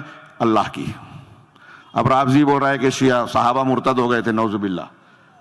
مرزا علی انجینئر بول رہا ہے کہ وہ صحابی غلط تھے, انہوں نے غلطی کی. حضرت امیر معاویہ کی مخالفت کر رہا ہے, تو حضرت معاویہ کو حضرت حسن نے جو ہے بیعت کر لی تھی. تو مرزا سے پوچھئے کہ حضرت حسن کو بھی برا بھلا بولتا ہے وہ, کہ آج آپ ہم سے, ہمارے نوجوانوں سے کہہ رہے کہ امیر معاویہ کو برا نہیں بولو گے تو آپ کا ایمان ٹھیک ٹھاک نہیں ہے, اس سے کوئی مسئلہ حل ہونے والے نہیں ہے. فضولیات بات بلکہ یہ عقیدے کے خلاف ہے. تمام صحابہ کو عادل ماننا, اللہ کا مقبول بندہ ماننا, یہ ہمارا عقیدہ ہے, تاریخ نہیں ہے. لکھ لیجئے, عقیدے کی ہر کتاب میں ملے گا. قرآن نے جب کہا کہ اللہ ان سے راضی ہے تو آپ کون ہوتے ہیں, میں کون ہوتا ہوں ان سے ناراض ہونے والے. اللہ کو علم تھا کہ ان سے خطائیں ہوئی, اللہ نے اس کو معاف کر دیا، یا ہمارے پاس جو روایتیں ہیں وہ غلط ہیں، یا انہوں نے توبہ کر لی، یا ان کی خطا اجتہادی خطا تھی. یہ اصولی چیزیں ہیں، میں اس کی تفصیل میں نہیں جاتا. صحابہ کے بارے میں یہ اہل سنت کے اصول ہیں کہ ان سے غلطیاں جو بیان کی جاتی ہے یا تو روایت غلط ہے، یا غلطی ہے تو اجتہادی ہے جس پر اللہ اجر دے گا غلطی کے باوجود، یا واقعی غلطی بھی ہے تو انہوں نے توبہ کر لی، یا غلطی ہے بھی تو ان کی غلطیاں قطرہ ہیں اور ان کی نیکیاں سمندر ہیں، اللہ نے ان کو مٹا دیا. آج بیٹھ کے ہمارے نوجوانوں سے کہہ رہا ہے ان کو برا بولو تو بہادر. حضرت حسن نے ان کے ہاتھ میں بیعت کیا تو بزدل تھے، اور بہت سے صحابہ نے ان پر جو ہے عام الجماع کے بعد سارے صحابہ اس دور کے جتنے تھے سب نے آپ پر بیعت کر لی. اور آج آپ سکھا رہے ہیں ان کی مخالفت کرو، رافضیت کی تبلیغ کر رہا ہے سنیوں میں، اور ہمارا نوجوان جو ہے اندھا ہو گیا اس کے پیچھے جا رہے ہیں. عجیب بے وقوفی ہے اور عجیب جہالت اور گمراہی ہے. یہ صحیح منہج سے دوری کا نتیجہ ہے. تو میں عرض کر رہا تھا اللہ تبارک و تعالیٰ نے یہ ایک آیت میں بیان کیا کہ صحابہ کرام کا ایمان ہدایت ہے. وہ آیت بھی کہ اللہ کے رسول کے سامنے ہے کہ هو الذی بعث فی الامیین رسولا یتلو علیہم آیاتی ویزکیہم ویعلمہم الکتاب والحکمہ وان کانوا من قبل لفی ضلال مبین. کہ یہ صحابہ اگرچہ پہلے ضلال مبین میں تھے، پہلے تھے من قبل، قرآن کہہ رہا ہے سورہ جمعہ کی آیت پڑھیے، پہلے تھے گمراہی میں، اس کا مطلب اب گمراہ نہیں ہے. قرآن کہہ رہا ہے، رافضی کہہ رہا ہے کہ وہ گمراہ تھے. قرآن کی آیت ابھی میں نے آیت پڑھی تھی والسابقون الاولون من المہاجرین والانصار والذین اتبعوہم بإحسان رضی اللہ عنہم ورضوا عنہ. کہ مہاجرین اور انصار میں سے جن لوگوں نے والسابقون الاولون پہل ایمان لانے والے، سبقت کرنے والے، آگے بڑھنے والے مہاجرین اور انصار میں سے جو صحابہ ہیں جنہوں نے پہلے ایمان لایا شروع میں، والذین اتبعوہم بإحسان، اور وہ لوگ، یہ ایک طبقہ ہوا پہلا نمبر مہاجرین اور انصار جو پہلے ایمان لائے، پھر ان کے بعد جنہوں نے اس کے پیچھے ان کی اتباع کرتے ہوئے احسان کے ساتھ، بھلائی کے ساتھ، بغیر سمجھے بوجھے نہیں، بھلائی کے ساتھ جنہوں نے ان کی پیروی کی، والذین اتبعوہم بإحسان رضی اللہ عنہم ورضوا عنہ، اللہ ان سے راضی ہو گیا اور وہ اللہ سے راضی ہو گئے. وہ کیسے اللہ سے راضی ہو گئے؟ جو دین دیا قبول کر لیا، جو مصیبت دی اللہ کا شکر ادا کیا کہ اللہ کی مشیت ہے، کوئی بات نہیں، میرے گھر میں میت ہو گئی، میرا بیمار پڑ گیا، میرا نقصان ہو گیا، اللہ کا فیصلہ ہے، میں راضی ہوں. اللہ نے جو دین دیا مجھے قبول ہے، اس کو اتنا حصہ دینا ہے، ماں باپ کا ایسے حق کرنا ہے، امی ابو جو ہے مجھ کو اگر ڈانٹ بھی رہے ہیں، ظلم بھی کیا ہے تو اف نہیں بولنا ہے. بیوی کے لیے یہ ہو کہ شوہر کی اطاعت کا حکم دیا گیا ہے تو ہر حال میں اطاعت کرنی ہے، الا یہ کہ اللہ اور رسول کی مخالفت کا حکم دے. تو اللہ نے جو دیا میں راضی ہوں، اللہ کے دین پر چلتے ہوئے راضی ہوں، گردن کٹ رہی ہے میں راضی ہوں، قربانی دینا پڑ رہی ہے میں راضی ہوں. اللہ ان سے راضی ہوا. کن سے راضی ہوا؟ وہ صحابہ جو سابقون الاولون ہیں، اور وہ صحابہ بھی جو ان کے پیچھے ایمان لائے فتح مکہ کے بعد. سورہ حدید میں کہا وَكُلًّا وَعَدَ اللَّهُ الْحُسْنَى، فتح مکہ سے پہلے جو ایمان لائے، خرچ کیا، اور جو بعد میں، اللہ نے ہر ایک سے الحسنہ کا، جنت کا وعدہ کیا ہے. اللہ کہہ رہا ہے کہ ہر ایک سے وعدہ کیا ہے. مرزا کہہ رہا ہے آج کا جاہل آدمی، جاہل ہے وہ جو سن رہا ہے، نہ مانتا ہو نہ مانے، لیکن حقیقت یہی ہے کہ وہ دین سے جاہل ہے. وہ کہتا ہے کہ یہ سارے صحابہ کے لیے نہیں ہے. تو وَكُلًّا کا مطلب کیا ہے؟ پہلے اور بعد کے، اس میں حضرت امیر معاویہ بھی ہیں، حضرت مغیرہ بھی ہیں رضی اللہ عنہم، سارے صحابہ ہیں، سب سے اللہ نے حسنہ کا وعدہ کیا. آپ کہہ رہے نہیں، تو اللہ کی بات مانے ہے جاہل کی. تو صحابہ کرام کے بارے میں اللہ نے وعدہ کیا جو ان کے بعد آئے، اور صحابہ کے بعد کے بھی جو لوگ آئیں گے، تابعین، تبع تابعین، قیامت تک، جو صحابہ کے طریقے پہ چلیں گے، یعنی صحابہ کے منہج پر چلیں گے، اللہ ان سے راضی ہے. یہ بائنڈنگ کی، رسول کو کہا کہ جو اللہ نے اتارا اس کو مانو، اور صحابہ کو کہا کہ رسول کی مانو، اللہ کی مانو. اور ہم کو اور آپ کو کہا کہ صحابہ جیسا ایمان رکھتے تھے ویسا ایمان لانا. یہ ہے سلف کا منہج. ان کا جیسا دین ہے ویسا دین اختیار کرنا. یہ ہم نہیں کہہ رہے ہیں. اسی لیے اہل الحدیث، اہل حق، پرانے قدیم سے لے کر آج تک صرف یہ نہیں کہتے کہ قرآن حدیث ہم مانتے ہیں. اچھی طرح دماغ میں رکھیے، ہم قرآن و حدیث کو مانتے ہیں، سارے مسلک والے بولتے ہیں، جو آج تعویلات کر رہے ہیں، ابھی شیخ ذکر کر رہے تھے نا، قطبیوں کا، سروریوں کا، تحریکیوں کا، صوفیوں کا، لا الہ الا اللہ بھی کہتے ہیں اور اس کے خلاف بھی. کیوں کہتے ہیں اس کے خلاف؟ اس لیے کہ وہ منہج سلف کی پابندی سے آزاد اپنے آپ کو کر لیا ان لوگوں نے. ہم قرآن و حدیث کو ویسے مانتے ہیں جیسے صحابہ نے مانا، منہج سلف کے منہج اور طریقے پر ان کی فہم کے مطابق قرآن و حدیث کو سمجھتے ہیں. دماغ میں رکھیے، یہ حاصل ہے، اس کو مانتے ہیں. تو اللہ تعالیٰ نے اس آیت میں جو میں پڑھ رہا ہوں کہا کہ اللہ ان سے راضی ہوا، وہ اللہ سے، اور آگے کہا کہ ان کے لیے جنت کے باغات تیار کیے ہیں جن کے نیچے نہریں جاری ہیں، اور یہ بہت بڑی کامیابی ہے نا. اب اس میں دو طبقوں کا ذکر کیا، ایک پہلے ایمان لانے والے صحابہ، پھر بعد میں اس میں صحابہ بھی ہیں، تابعین بھی ہیں، تبع تابعین بھی، اور پھر ان کی مطابقت میں قیامت تک کے لوگوں کو شامل کیا جا سکتا ہے جو ان کے منہج پر ہے. اللہ ان سے راضی ہوا. تو یہ دو طبقہ ہوا، پہلے ایمان لانے والے اور ان کے بعد احسان کے ساتھ ان کے نقش قدم پر چلنے والے، یہ دو ہوئے. اس کا مطلب کیا ہوا؟ ایک مفہوم مخالف ہوا آیت کا، کہ جو لوگ سابقون الاولون کے طریقے پہ نہیں ہیں، جو لوگ صحابہ کے طریقے پہ نہیں ہیں، ابو بکر صدیق، عمر فاروق، عثمان غنی رضی اللہ عنہم، حضرت علی اور دیگر صحابہ، جو ان کے طریقے پر، ان کے عقیدے، ان کے منہج، ان کی عبادات کے طریقے پہ نہیں ہیں، اللہ ان سے راضی نہیں ہے. راضی کن سے ہے؟ ان سے. اس کا مطلب جو ایسے نہیں ہے اللہ ان سے راضی نہیں ہے. تو ضروری ہوا کہ نہیں منہج سلف کو اختیار کرنا. ایک آیت اور پیش کر دوں. اللہ تبارک و تعالیٰ نے سورہ نساء میں ارشاد فرمایا وَمَن يُشَاقِقِ الرَّسُولَ مِن بَعْدِ مَا تَبَيَّنَ لَهُ الْهُدَىٰ، جو ہدایت کے واضح ہو جانے کے بعد، قرآن آ گیا، حدیث آ گئی، آپ اور ہم مان رہے ہیں، لا الہ الا اللہ پڑھا، اس کا مقتضا ہے اللہ تبارک و تعالیٰ کے قانون کو مانا جائے، اللہ کے علاوہ کسی کی عبادت نہ کی جائے، اللہ تبارک و تعالیٰ کے حقوق کو کسی اور کو نہ دیا جائے، لا الہ الا اللہ کا مقتضا. محمد رسول اللہ، ہم نے کلمہ پڑھا، دوسرے شہادتین کا دوسرا جز، یہ محمد صلی اللہ علیہ وسلم کو رسول مانا، تو اب وہ جو دے رہے ہیں لے لو، یہ حلال ہے حلال، وہ حرام ہے حرام، اس کے مقابلے میں کسی کو وہ مقام نہیں ملے گا. حضرت عیسیٰ اور موسیٰ علیہ السلام کی بات کا حوالہ دے کے بھی محمد رسول اللہ صلی اللہ علیہ وسلم کی بات کو رد نہیں کیا جا سکتا، تو دوسروں کی کیا حیثیت. تو اللہ اور رسول اللہ صلی اللہ علیہ وسلم کا یہ معاملہ بالکل صاف اور واضح ہے.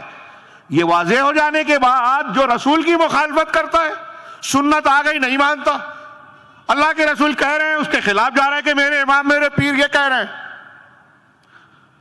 مرزا یہ کہہ رہا ہے، ڈاکٹر اسرار یہ کہہ رہے ہیں، ڈاکٹر فلاں یہ کہہ رہا ہے، فلاں مفسر قرآن یہ کہہ رہا ہے، اس کی مان رہا ہے، اللہ کے رسول کی نہیں مان رہا، صحابہ کی نہیں مانتا. یہ اسی آیت میں ہے وَمَن يُشَاقِقِ الرَّسُولَ مِن بَعْدِ مَا تَبَيَّنَ لَهُ الْهُدَىٰ وَيَتَّبِعْ غَيْرَ سَبِيلِ الْمُؤْمِنِينَ، جو ہدایت کے واضح ہو جانے کے بعد رسول کی مخالفت کرتا ہے اور غیر مومنین کے علاوہ دوسروں کے راستے کی پیروی کرتا ہے. جس وقت قرآن کی آیت اتری مومنین کون تھے؟ صحابہ. اللہ کہہ رہا ہے ان مومنین کے راستے سے ہٹ کے دوسرا راستہ اختیار کرے. ان مومنین کا راستہ کیا تھا؟ رسول کی سنت. رسول کا راستہ کیا تھا؟ اللہ کی نازل کی ہوئی شریعت. اللہ کہہ رہا ہے کہ جو رسول کے مخالفت کرے، صحابہ کے طریقے سے ہٹ جائے. اس لیے امام شافعی آیت سے کہتے ہیں صحابہ کا اجماع حجت ہے. اگر کوئی صحابہ کے متفق علیہ مسئلے کا رد کرے تو وہ اس آیت کا رد کر رہا ہے اور بھی دوسری آیتوں کا. تو جو مومنوں کے راستے سے ہٹ گیا، اللہ تعالیٰ اس کے بارے میں آگے کیا کہہ رہا ہے؟ صحابہ کے طریقے سے ہٹنے والے کو نُوَلِّهِ مَا تَوَلَّىٰ، وہ جس راستے پہ چل رہا ہے اس کو چلنے دیں گے. بدعت و خرافات میں پڑا ہے، جا رہا ہے، توفیق نہیں مل رہی ہے، چلنے دیں گے. وَنُصْلِهِ جَهَنَّمَ، اور ہم اسے جہنم رسید کریں گے، جہنم میں پہنچا دیں گے. چھوٹی بات ہے کیا یہ؟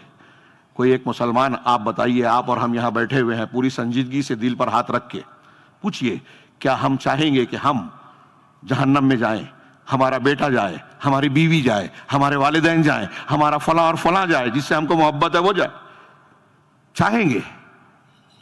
اگر نہیں چاہتے تو صرف چاہنے سے کافی ہوتا ہے کیا؟ یہ اللہ تعالیٰ نے اصول ضابطے بتائے کہ آپ کو رسول کا طریقہ، اور رسول کا طریقہ اس طریقے پہ جو سلف یعنی صحابہ کا طریقہ تھا، اختیار کرنا پڑے گا. اگر آپ نے وہ عقیدہ اختیار کیا جو المومنین یعنی صحابہ کا نہیں تھا تو آپ گمراہ ہیں. اگر آپ نے وہ عبادت کی جو صحابہ نہیں کرتے تھے تو آپ بدعت کر رہے ہیں. اگر آپ اس چیز کو حرام مان رہے ہیں جس کو صحابہ حلال مانتے تھے تو آپ ان کے مخالف راستے پر چل رہے ہیں. اس قرآن کی آیت کے مطابق اس راستے پہ ہم چلنے دیں گے، چھوڑ دیں گے اور جہنم میں پہنچا دیں گے وساعت مسیرہ، اور یہ بہت برا ٹھکانہ ہے۔ یہ حدیث، یہ آیت اور آیتیں ہیں، میں ایک محمد رسول اللہ والذین آمنوا، چلیے اس کو چھوڑتا ہوں۔ سورہ فتح کی آخری آیت، اللہ تعالیٰ نے صحابہ کی تعریف کی، ان کا عمل بتایا، ان کے بارے میں ظاہری اور باطنی تعریف کی۔ سیماہم فی وجوہہم من اثر السجود ذالک مثلہم فی التوراۃ، کیا ہے آگے کہا کہ یبتغون فضلا من اللہ ورضوانہ۔ قرآن نے صحابہ کے بارے میں کہا محمد الرسول اللہ والذین آمنوا معہ اشداء علی الکفار رحماء بینہم۔ میں چاہ رہا تھا کہ وقت نہیں بچے گا، اس لیے اس کو سرسری ذکر کر دوں کہ محمد اللہ کے رسول ہیں اور جو ان کے ساتھ ہیں یہ صحابہ، والذین اشداء علی الکفار، کفار پر سخت ہیں اور مسلمانوں پر رحم دل۔ ابھی شیخ کلمہ توحید کا، لا الہ الا اللہ کے تقاضوں میں سرسری ذکر کر رہے تھے، میرے آنے سے پہلے ہو سکتا ہے تفصیلی ذکر ہو، ولا اور برا کا۔ آج لوگ یہ سمجھتے ہی نہیں ہیں، توحید کا سرا ہے یہ، بنیاد کہہ لیجئے، سب سے اہم بلندی کی چیز۔ جس کے اندر توحید ہوگی وہ اللہ کے لیے محبت کرے گا، اللہ کے محبوب بندوں سے محبت کرے گا، اللہ کے دشمنوں سے نفرت کرے گا۔ یہ ہمارے گھر میں بھی ہوگا، ساس بہو کا جھگڑا ہے، بھائی بھائی کا جھگڑا ہے، کس کا ساتھ دیں؟ جو اللہ کے دین کے مطابق تائید کا حقدار ہے اس کا ساتھ دیں۔ گھر سے لے کے سعودی عرب، ترکی، ایران، وہاں تک کے معاملات۔ ہاں، ڈاکٹر اسرار، ڈاکٹر ذاکر نائک، یہ ولا اور برا ہے۔ اگر وہ بدعت اور شرک اور کفر بیان کر رہے ہیں اور ہم رد نہ کریں تو ولا برا نہیں، ہم توحید والے نہیں ہیں۔ آپ کہہ رہے ہیں شدت پسند، نہیں، یہ اسلام پسندی ہے، یہ توحید پر عمل کرنا ہے کہ بدعتی کو بدعتی بولو، شرک کا رد کرو۔ شرک اور بدعت کو رد نہیں کیا تو سنت اور توحید محفوظ ہی نہیں رہے گی۔ تمام انبیاء نے یہی کیا۔ صرف فضائل بیان کرنا دین نہیں ہے، میں بہت سمجھ بوجھ کے کہہ رہا ہوں، سمجھیے۔ آپ شرک کر رہے ہیں اور میں آپ کو بتاؤں کہ مسواک کی بڑی اہمیت فضیلت ہے، کھانے کے یہ آداب ہیں، کھانے کے آداب ہیں، فلاں چیز کے یہ آداب ہیں، فضائل یہ ہیں۔ چاش کی بہت فضیلت ہے، چاش کی نماز پڑھا کرو، تہجد پڑھا کرو، سبحان اللہ الحمدللہ، یہ فضیلت ہے، بالکل صحیح۔ اب وہ غلط صحیح جانے دیجئے، جو صحیح ہے اسی کو بیان کر رہے ہیں۔ میں سمجھا رہا ہوں، ہنسنے کی نہیں، غور کرنے کی بات ہے۔ آپ نے فضیلتیں خوب بنا دی، خوب اختیار کر لی، محنت کر رہے ہیں اس پہ، غور کیجئے۔ اپنی یہ عبادات آپ چاہیں گے کیا ضائع ہو جائے؟ آپ خوب عبادت کر رہے ہیں، خوب ذکر و اذکار کر رہے ہیں، چاہیں گے کہ ضائع ہو جائے؟ آپ کا حج ضائع ہو جائے؟ آپ لاکھوں روپیہ رمضان میں، غیر رمضان میں خرچ کر رہے ہیں، کیا آپ چاہتے ہیں کہ اللہ کے یہاں قبول نہ ہو؟ حضرت حسن نے کہا نا کہ مومن نیکیاں کر کے بھی ڈرتا ہے کہ کہیں اللہ کے یہاں رد نہ ہو جائے، قبول نہ ہو۔ تو آپ نہیں ڈرتے؟ تو ڈرنے کا ایک پہلو یہ ہے کہ اگر آپ، ہم، کوئی بھی انسان، کوئی اتنی بڑی بھی نیکی کرے، اگر شرک اکبر اس کے عقیدے، عمل، قول میں ہے، دھیان رکھیے جو جملہ کہہ رہا ہوں، اس سے بڑھ کر کوئی مسئلہ نہیں ہے شریعت کا۔ شرک اکبر ہے اور توبہ کیے بغیر آدمی مر گیا، کوئی نیکی اللہ کے ہاں وزندار نہیں ہوگی، کبھی وہ جہنم سے نہیں نکلے گا۔ دنیا میں اپنے آپ کو کتنا بڑا بھی مسلمان کہتا ہو، کتنی بھی فضیلت والا ہو۔ میں نے بھی ذکر کیا تھا، ڈاکٹر اسرار کے وحدت الوجود کو بیان کیا تو گلبرگہ میں ایک صاحب نے پوچھا کہ کیا ان کی نیکیاں چھوڑ دیں گے؟ میں نے کہا نیکیاں اور برائیوں کے معاملے میں اگر کوئی کسی کی غلطی ہے، اپنے تک محدود ہے، تو اس کی اصلاح کریں گے۔ اور اگر ایک آدمی بہت نیکیاں کر رہا ہے لیکن اس کی ایک برائی ہے، آپ کہہ رہے ہیں کہ اس کو نظر انداز کریں، تو برائی کی نوعیت دیکھی جائے گی۔ تو آپ ڈاکٹر صاحب کی بات کر رہے ہیں، فلاں، اور میری اور آپ کی بات، نبی سے اللہ نے کہا کوئی نبوت والا درجہ تو پائے گا نہیں نا، پا ہی نہیں سکتا۔ اور اللہ کے رسول سید المرسلین، رسولوں کے سردار، اللہ تعالیٰ آپ سے کہہ رہا ہے کہ اگر آپ بھی شرک کریں گے تو سارے عمل برباد۔ تو ہم اور آپ اور ڈاکٹر کون ہیں؟ شرک والی بات، کفر والی بات کہی تو سارے کارنامے بیکار۔ اب آپ تول نہیں سکتے کہ چلو بہت اچھا کارنامہ انجام دیا تو اس کو سر پر بٹھائیں۔ دنیا میں کوئی بھی بدعتی، کوئی بھی باطل ایسا نہیں ملے گا جہاں کچھ نہ کچھ اچھائیاں نہ ہو۔ تو چند اچھائیوں کو دیکھ کر اس کی پورے دین کو قبول کرنا بے وقوفی ہے۔ اللہ کے رسول نے کہا تھا خارجیوں کی نماز، صحابہ تم دیکھ کے اپنی نماز، اپنی قرات کمتر سمجھو گے ان کی قرات کے سامنے۔ روزے کو، قرات کو، وہ قرآن پڑھیں گے حلق کے نیچے نہیں جائے گا۔ تیر سے اس طرح وہ اسلام سے نکل جائیں گے جیسے شکار سے تیر چھید کر نکل جاتا ہے۔ مجھے ملیں گے تو مار دوں گا، تم کو ملے تو قتل کرنا، لائک نہیں کرنا۔ ہمارا نوجوان لائک کر رہا ہے، فارورڈ کر رہا ہے، نماز بہت اچھی پڑھ رہے ہیں، آج ہم متاثر ہیں، فضائل پہ عمل کر رہا ہے۔ بھائی نماز اچھی ہے، روزہ اچھا ہے، قرآن کی تلاوت ہے، لیکن عقیدہ صحیح نہیں ہے۔ اللہ کے رسول نے کہا مار دینا۔ ایک صحابی رسول ہے، شراب پی کر پکڑ کے لائے گئے، کسی صحابی نے لعنت بھیج دی، کہا لا تلعنہ، لعنت مت کرو، انہ یحب اللہ ورسولہ، یہ اللہ اور اس کے رسول سے محبت کرتے ہیں، صحیح عقیدے والے ہیں۔ ایک روایت میں ہے ولا تعن الشیطان علی اخیک، علی اخیکم، اس طرح کا جملہ کہ اپنے بھائی کے خلاف شیطان کی مدد مت کرو۔ صحیح عقیدے والے نے شراب پیا، اللہ کے رسول نے کہا لعنت مت بھیجو۔ اچھی نماز، اچھا روزہ، جو صحابہ سے اچھی نماز پڑھنے والا تھا، کہا کہ اس کا عقیدہ غلط ہے، مار دینا۔ اہل علم نے کہا کہ اس زمانے میں جو خارجی تھے وہی بدعتی تھے، بدعتی کی مجلس میں نہیں بیٹھنا اور یہ نہیں کرنا، یہ نہیں کرنا، یہ سلف کے اقوال میں سے ہے، منہج سلف کی حفاظت کی بنیاد ہے۔ تو میں ایک دلیل اور دے رہا تھا، یہ قرآن کی آیتیں تھی، ایک حدیث کی جو ابھی میں نے پیش کی اس کی طرف کہ سب سے بہتر زمانہ میرا، پھر اس کے بعد اس کا مطلب یہ ہے اس کے بعد جھوٹ آئے گا، یہ آئے گا، یہ آئے گا، آپ نے کہا تو سب سے بہتر زمانہ مطلب صحابہ کا، پھر تابعین، اللہ کے رسول کا زمانہ، پھر اس کے بعد والا، پھر اس کے بعد والا، صحابہ، تابعین، تابعین۔ کیوں سب سے بہتر ہے وہ؟ مطلب اس کا عقیدہ، اس زمانے کے مسلمانوں کا عقیدہ سب سے صحیح تھا، اس زمانے کے مسلمانوں کی عبادت بہت پسندیدہ تھی، صحیح تھی، ان کے دین پر چلنا، ان کا موقف، منہج، مسلک سب درست تھا۔ اب جب جھوٹ آ گیا تو ہم کو تلاش کرنا پڑے گا کہ ان کا طریقہ کیا ہے، ڈھونڈ لینا۔ آپ خیر الناس کے طریقے کو چھوڑ کے شر الناس کے لوگوں کو، اور وہ بھی جو عالم نہیں ہے، آج ان کے پیچھے چلو گے تو کیا ہوگا۔ پھر ایک اور روایت جو 73 اور 72 فرقوں والی ہے، اسی میں اللہ کے نبی صلی اللہ علیہ وسلم فرمایا، ایک جملہ ایک کتاب ہے، جنت میں جانے والا طبقہ گروہ کون ہوگا؟ ما انا علیہ واصحابی۔ اس کو ان حدیثوں سے جوڑ لیجئے، لا تزال طائفۃ من امتی، میری امت کا ایک طائفہ ہمیشہ حق پر غالب رہے گا، یعنی یہ سلسلہ قائم رہے گا قیامت تک۔ جہاں مسلمان فتنوں میں مبتلا ہیں، خرابیاں ہیں، وہاں یہ ایک ہمارے لیے خوشخبری کی بات ہے کہ کتنی بھی برے حالات ہو جائیں، اللہ تعالیٰ کے رسول صلی اللہ علیہ وسلم کی زبان مبارک سے ایک تو یہ پیشین گوئی ہے کہ اہل حق ہمیشہ رہیں گے، دوسرے یہ کہ اہل حق کی مخالفت کرنے والے ان کا کچھ بگاڑ نہیں پائیں گے۔ لا یضرہم من خذلہم، لا تزال طائفۃ من امتی ظاہرین علی الحق لا یضرہم من خذلہم ولا من خالفہم حتی یأتی امر اللہ۔ قیامت آ جائے گی، حق پر قائم رہیں گے، اور ان کے مخالفین، ان کی مدد چھوڑنے والے، ان کا کچھ بگاڑ نہیں پائیں گے۔ یہ بہت بڑی حوصلے کی چیز ہے اہل حق کے لیے۔ کبھی تعداد کم ہے، لوگ ہمارے مخالف ہیں، ہم پر الزام لگاتے ہیں، اس سے بددل نہیں ہونا۔ یہ ہمارے لیے اللہ کے رسول صلی اللہ علیہ وسلم کی پیشین گوئی اور تسلی کا سامان موجود ہے کہ نقصان نہیں پہنچائیں گے۔ ہاں آزمائش آئے گی، تکلیف تو آئے گی، انبیاء کو آئی، لیکن جب آپ حق پر قائم رہیں گے تو کوئی ذلیل نہیں کر پائے گا، عذاب نہیں دے پائے گا۔ اور آج مسلمان ذلیل ہو رہا ہے، اس کا مطلب منہج صحیح نہیں ہے۔ تو اللہ کے رسول نے فرمایا جس پر میں ہوں، جس پر آپ ہیں، وہ کیا ہے؟ سنت ہے۔ جس پر میرے صحابہ ہیں، صحابہ جماعت ہیں، سنت اور جماعت کو ماننے والوں کو اسی لیے اہل السنہ والجماعہ کہتے ہیں۔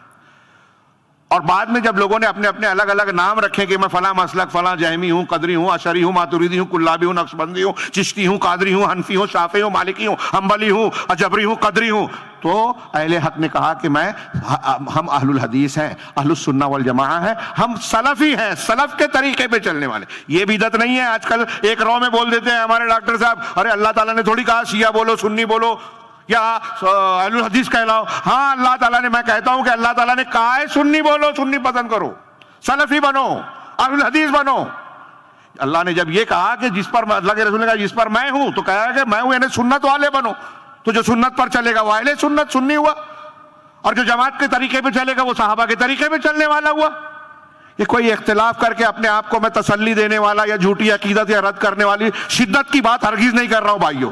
اللہ سے میں ہمیشہ دعا کرتا ہوں اخلاص دے ہمیں، یہ ہم اپنی ذات کے لیے جماعتی گروہ عصبیت کی بنیاد پر نہیں، یہ اللہ کی طرف سے دی گئی ذمہ داری کی بنیاد پر بیان کر رہا ہوں۔ علماء کرام موجود ہیں، میں اسے آسان نہیں مانتا، یہ بہت حساس موضوع پر اور حساس بات کر رہا ہوں۔ اللہ تعالیٰ کے ان فرامین، اللہ کے آیات اور حدیثوں کی روشنی میں نے یہ صرف بہت ہی چند دلیلوں کی روشنی میں یہ بتانے کی کوشش کی کہ ہم کو اللہ کے نازل شدہ دین کو ماننا ہے، کیسے جیسے رسول نے مانا، کیسے جیسے صحابہ نے مانا۔ وہ بھی حدیث جوڑ لیجئے جس میں اللہ کے رسول نے کہا کہ انہ من یعش منکم بعدی فسیری اختلافا کثیرا، سنن کی مشہور حدیث حضرت ارباز بن ساریہ والی، میں بیچ سے پیش کر رہا ہوں کہ تم میں سے جو زندہ رہے گا ان قریب وہ بہت سارا اختلاف دیکھے گا، اختلاف دیکھے گا۔ اس کا کیا مطلب؟ اللہ کے رسول کو معلوم تھا، اللہ تعالیٰ نے بتایا تھا کہ اختلاف ہوگا. آپ نے یہ بھی بتایا 73 فرقے ہوں گے, آپ نے یہ بھی بتایا خارجی ہوں گے, آپ نے یہ بھی بتایا کہ ایسے میرے امت میں دجال جھوٹے نبوت کے دعوے دار پیدا ہوں گے, آپ نے یہ بھی بتایا کہ میری امت میں ایسے لوگ ہوں گے جو جہنم کے دروازوں کی طرف بلانے والے ہوں گے. ابھی شیخ یمانی صاحب نے ایک حدیث پیش کی کہ میری امت میں ایسے لوگ ہوں گے جو سفید پوش اور دیندار بنیں گے, لیکن جب انہیں اللہ کی حرمت کا موقع ملے گا اکیلے میں تنہائی میں تو اللہ کی حرمتوں کو پامال کریں گے.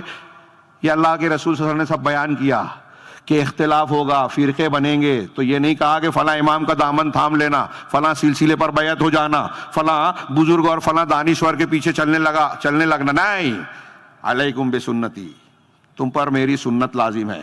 امام زہری کہتے تھے کہ دنیا میں جو گمراہیاں ہیں, فتنے ہیں, وہ گھر سے لے کے باہر کی عقیدے کی سب چیزیں, ان گمراہیوں کے سیلاب اور طوفان میں بچنے کا صرف ایک ہی نسخہ ہے کہ آپ سنت کی کشتی پر سوار ہو جائیں. یہ امام مالک بھی کہتے ہیں, امام زہری بھی کہتے ہیں, قریب. تو علیکم بسنتی, میری سنت کو, فلاں منہج فلاں طریقہ نہیں. اللہ کے رسول صلی اللہ علیہ وسلم کو ہم مانتے ہیں نا, قیامت تک کے مسائل کا حل بتایا, تو یہ کیوں نہیں مانتے لوگ؟ یہ مان لیں تو بہت سارے مسئلہ ختم ہو جائیں. لیکن مسلمان کہتا ہوا ہے جو کرتا نہیں, کرتا ہوا ہے جو حکم نہیں دیا گیا, بدعت پہ اختیار کیے ہوئے. ھذا امر قد قدر, یہ امتحان گاہ ہے.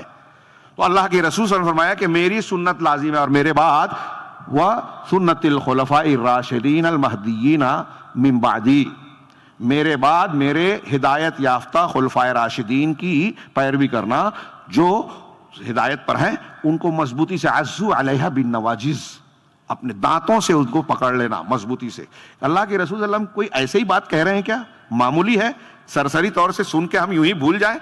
یہ دوسرے مسلک ماننے والے ذرا پڑھیں, اس کو غور کریں. نبی کریم صلی اللہ علیہ وسلم کتنی دردمندی سے امت کا حل بتا رہے ہیں کہ اختلافات ہوں گے تو یہ مسلک وہ منہج میں مت جانا, میرے اور میرے خلفائے راشدین کے طریقے پہ چلنا.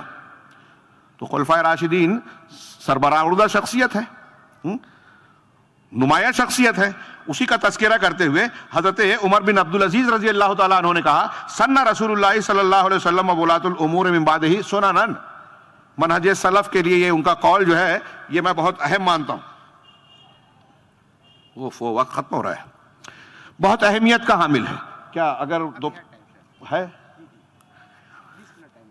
الحمدللہ. تو صحابہ کرام, کیا کہہ رہا تھا میں؟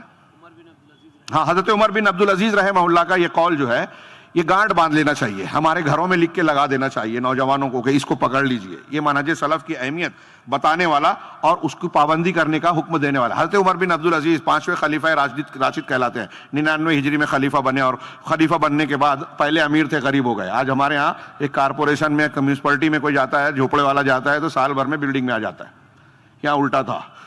تو کہا کہ اللہ کے رسول صلی اللہ علیہ وسلم نے اور آپ کے بعد آپ کے ولاۃ امور نے, یعنی خلفائے راشدین, اس میں سر فہرست ہیں, کچھ سنتیں اور طریقے متعین کر دیے. ہاں, سنتیں طریقے بتا دیے اللہ کے رسول صلی اللہ علیہ وسلم نے اور آپ کے بعد کے خلفائے راشدین نے. حضرت عمر بن عبدالعزیز کہہ رہے ہیں الاخذ بها اتباع لکتاب اللہ. ہم نے جو تفصیل بیان کی یہ ہمارے اسلاف کی عبارتیں کم اور مضمون زیادہ ہوتا تھا, 4 لائن میں پوری کتاب ہے. حضرت عمر بن عبدالعزیز کہتے ہیں کہ اس کو پکڑنا جو سنتیں اللہ کے رسول اور ان کے متبعین, ان کے ولاۃ امور نے, خلفائے راشدین نے متعین کی ہیں, ان کی اتباع, ان کو اختیار کرنا, یہ اللہ کی کتاب کی اتباع ہے, قرآن کا ماننا ہے. ہاں, واستکمال لطاعت اللہ, اور اللہ کی اطاعت کو کمال تک پہنچانا ہے. یعنی آپ چاہتے ہیں کہ اللہ کی اطاعت کرنے کا جو حکم دیا گیا ہم اس پر عمل کریں, تو رسول کی سنتوں اور خلفائے راشدین یعنی صحابہ کی سنتوں کو پورا کرنا ہے, اس کو پکڑنا ہے. وَقُوَّةٌ عَلَى دِينِ اللَّهِ, اور اللہ کے دین کے سلسلے میں یہ قوت ہے انسان کی. لَيْسَ لِأَحَدٍ مِّنَ الْخَلْقِ تَغْيِيرُهَا, بڑی پیاری بات کہ انسانوں میں سے کسی کے لیے یہ اختیار نہیں ہے, کوئی بڑے سے بڑا امام ہو, پیر ہو, فلاں ہو, ہوا میں اڑنے والا, پانی پہ چلنے والا, پانی میں اڑنے والا, ہوا میں تیرنے والا, کرامت کھیلنے والا, کسی کو اختیار اور حق نہیں ہے کہ وہ ان کو بدل دے ان سنتوں کو کہ نہیں ایسا نہیں ایسا, سنت رسول کے خلاف کچھ بیان کر دے وے. ولا تبدیلا, نہ ان کو تبدیل کر سکتا ہے اور نہ ان کو متغیر کر سکتا ہے. ولا نظر فی شیء خالفہا, اور بلکہ ایسی چیز جس کی قرآن و حدیث یا ان سنتوں کی جو لوگ مخالفت کر رہے ہیں اس میں دیکھنا بھی جائز نہیں ہے. اللہ اکبر. اب اگر مرزا صحابہ کرام کو برا بھلا کہہ رہا ہے، حضرت عائشہ حضرت معاویہ کو متہم کر رہا ہے، رافضیت کو پیش کر رہا ہے، قبر پہ آج کل ایک کلپ دیکھی میں نے، اس کا چھوٹا سا حصہ، کہتے ہیں اللہ کے رسول صلی اللہ علیہ وسلم یا اولیاء اور صالحین کی قبر بھی شاعر اسلام میں سے، وہاں دعا کر سکتے ہیں، فضیلت ہے، شرک کا دروازہ کھولنے والا۔ شیعوں اور بریلیوں کی عبارت سے استدلال کیا، مطلب وہ اس کے ہم معنی باتیں کہی، اور ہمارا نوجوان اس سے متاثر ہے۔ تو اللہ حضرت عمر بن عبدالعزیز کہہ رہے ہیں کہ اگر وہ قرآن و حدیث کی مخالفت کر رہا ہے تو کوئی بھی ہو، کتنے بھی لائک کرنے والے لوگ ہوں اس کو دیکھنا بھی نہیں چاہیے۔ تو آپ اس کو دیکھ رہے ہیں، سن رہے ہیں، فارورڈ کر رہے ہیں، دفاع کر رہے ہیں، کتنی بڑی گمراہی ہے یہ۔ اور آگے کہا من اہتدی بہا فہو مہتد، جو اس راستے کی ہدایت پا گیا، توفیق پا گیا، تو وہ ہدایت والا ہے۔ اس کو لازم پکڑ لیا جس نے سلف کا یہ منہج، وہ ہدایت والا ہے۔ ومن انتصر بہا فہو منصور، اور جو اس پہ غالب ہو گیا، جس کو اس میں مدد مل گئی، تو وہ مدد کیا ہوا ہے، اللہ کی طرف سے اس کو نصرت ملی ہے، توفیق ملی ہے۔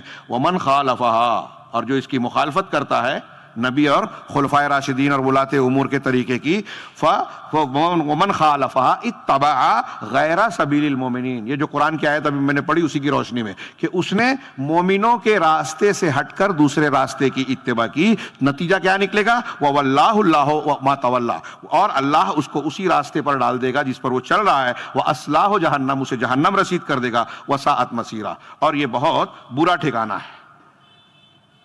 ان تفصیلات کی روشنی میں یہ پتہ چلا کہ منہج سلف کی پابندی ضروری ہے۔ قرآن اور سنت کو ویسے ماننا ہے جیسے صحابہ نے مانا۔ صحابہ اللہ کے رسول صلی اللہ علیہ وسلم کے پہلے شاگرد تھے، قرآن کی زبان کو بعد والوں سے سب سے زیادہ سمجھنے والے تھے، اس ماحول اور مقصد کو سب سے زیادہ معلوم تھا ان کو کہ کس معاملے میں کون سی آیت نازل ہوئی، اس کا معنی کیا ہے۔ اگر کہیں کوئی دقت ہو رہی ہے تو اللہ کے رسول صلی اللہ علیہ وسلم سے رجوع کر کے اس کے معنی کو سمجھنے والے تھے۔ تو صحابہ کرام کو ہر اعتبار سے اولیت اور عقدہ کیا ہے، سبقت حاصل ہے۔ امام ابن تیمیہ، امام شافعی، امام ابو حنیفہ رحمہ اللہ کے اقوال ہیں کہ صحابہ کرام عقیدے میں، ایمان میں، اللہ کے دین کے لیے قربانی دینے میں، دین کی ہر فضیلت میں بعد والوں میں سب سے اونچے تھے۔ اب کیسے آپ کہہ سکتے ہیں کہ فلاں بزرگ، فلاں پیر، فلاں امام آپ کو زیادہ اچھے لگتے ہیں صحابہ کرام سے؟ اور پھر اللہ تبارک و تعالیٰ نے سند پیش کر دی کہ ان سے اللہ راضی ہے، ان کا طریقہ صحیح ہے، ان کے طریقے پر ایمان لانا ہے، اور اللہ کے رسول نے کہا کہ میرے اور میرے صحابہ کے طریقے کو جو اختیار کرے گا وہ جنت میں جائے گا۔ پھر کیسے آپ شکوک و شبہات میں مبتلا ہوتے ہیں؟ اب میرا سوال یہ ہے کہ کیا کوئی شخص، کوئی ہمارے یہاں بیٹھی ہوئی مائیں بہنوں میں سے کوئی شخص یہ چاہے گا کہ میرے بچے جہنم کے راستے پہ چلیں؟ اگر نہیں چاہتے تو یہ بنیاد ایک ہی وجہ اگر میں بیان کروں کہ جہنم سے بچنے کے لیے منہج سلف کو جاننا، سمجھنا، اختیار کرنا ضروری ہے، لازم ہے۔ اس سے آپ ہٹے تو جہنم کے راستے پہ گئے۔ شیخ عمر بازمول نے منہج سلف کو اختیار کرنے کے فضیلت بیان کرتے ہوئے 12 نکات پیش کیے۔ ان میں سے ایک ایک نقطہ جو ہے تقریر کے لائق ہے، لیکن میں وقت تھوڑا سا ہے، ان کا 2 جملوں میں تذکرہ کروں۔ پہلا یہ کہ جو شخص اہمیت اور ضرورت بتائی نا منہج سلف، عنوان جو ہے ہمارا، اس کو، اب منہج سلف کیا ہے یہ ہم بیان کرتے رہتے ہیں، آج جو عنوان ہے اس کے تحت میں اس کی اہمیت اور اس کی کچھ باتیں تو آ ہی گئی۔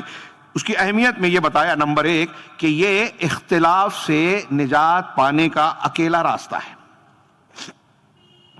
ہمارے ہاں لوگ آج کل دعوتیں دیتے ہیں، ارے یہ شدت پسندی کرتے ہیں، ٹھیک ہے آپ شدت نہیں کرتے تو آپ کے پاس اختلاف کی کیا شکل ہے؟ جتنے لوگ یہ بات کرتے ہیں، اہل الحدیث کو کہتے ہیں کہ یہ شرک ہے، یہ بدعت ہے، یہ مت بولو، ہاں وہ بھی صحیح، یہ بھی صحیح، گائے بھی گابن، بیل بھی گابن، سب کو صحیح بولتے جاؤ، ہاں شرک کر رہا ہے، میلاد پڑھ رہا ہے، فاتحہ پڑھ رہا ہے، سب کوئی کچھ مت بولو، سب ایک ہو جاؤ۔ تو کیا یہ اللہ کی کتاب ہے؟ وَاعْتَصِمُوا بِحَبْلِ اللَّهِ، ڈاکٹر ذاکر نائک نے بھی پیش کیا۔ اللہ کی رسی کس کو بولتے ہیں؟ رسی کو پکڑ لو اور فرقہ نہ بنو۔ رسی کیا ہے؟ اب وہ کہتے ہیں کہ جھگڑا مت کرو، جو جیسا کر رہا ہے کرنے دو۔ ارے جب جیسا کر رہا ہے ویسا کرنے دو یہ کہہ رہے ہو تو اللہ کی رسی کو پکڑ ہی نہیں رہے ہو۔ جو شرک کر رہا ہے وہ اللہ کی رسی کو پکڑتا تو توحید کرتا، شرک سے توبہ کرتا۔ اللہ کی رسی کو پکڑنے والا بدعت نہیں کر سکتا۔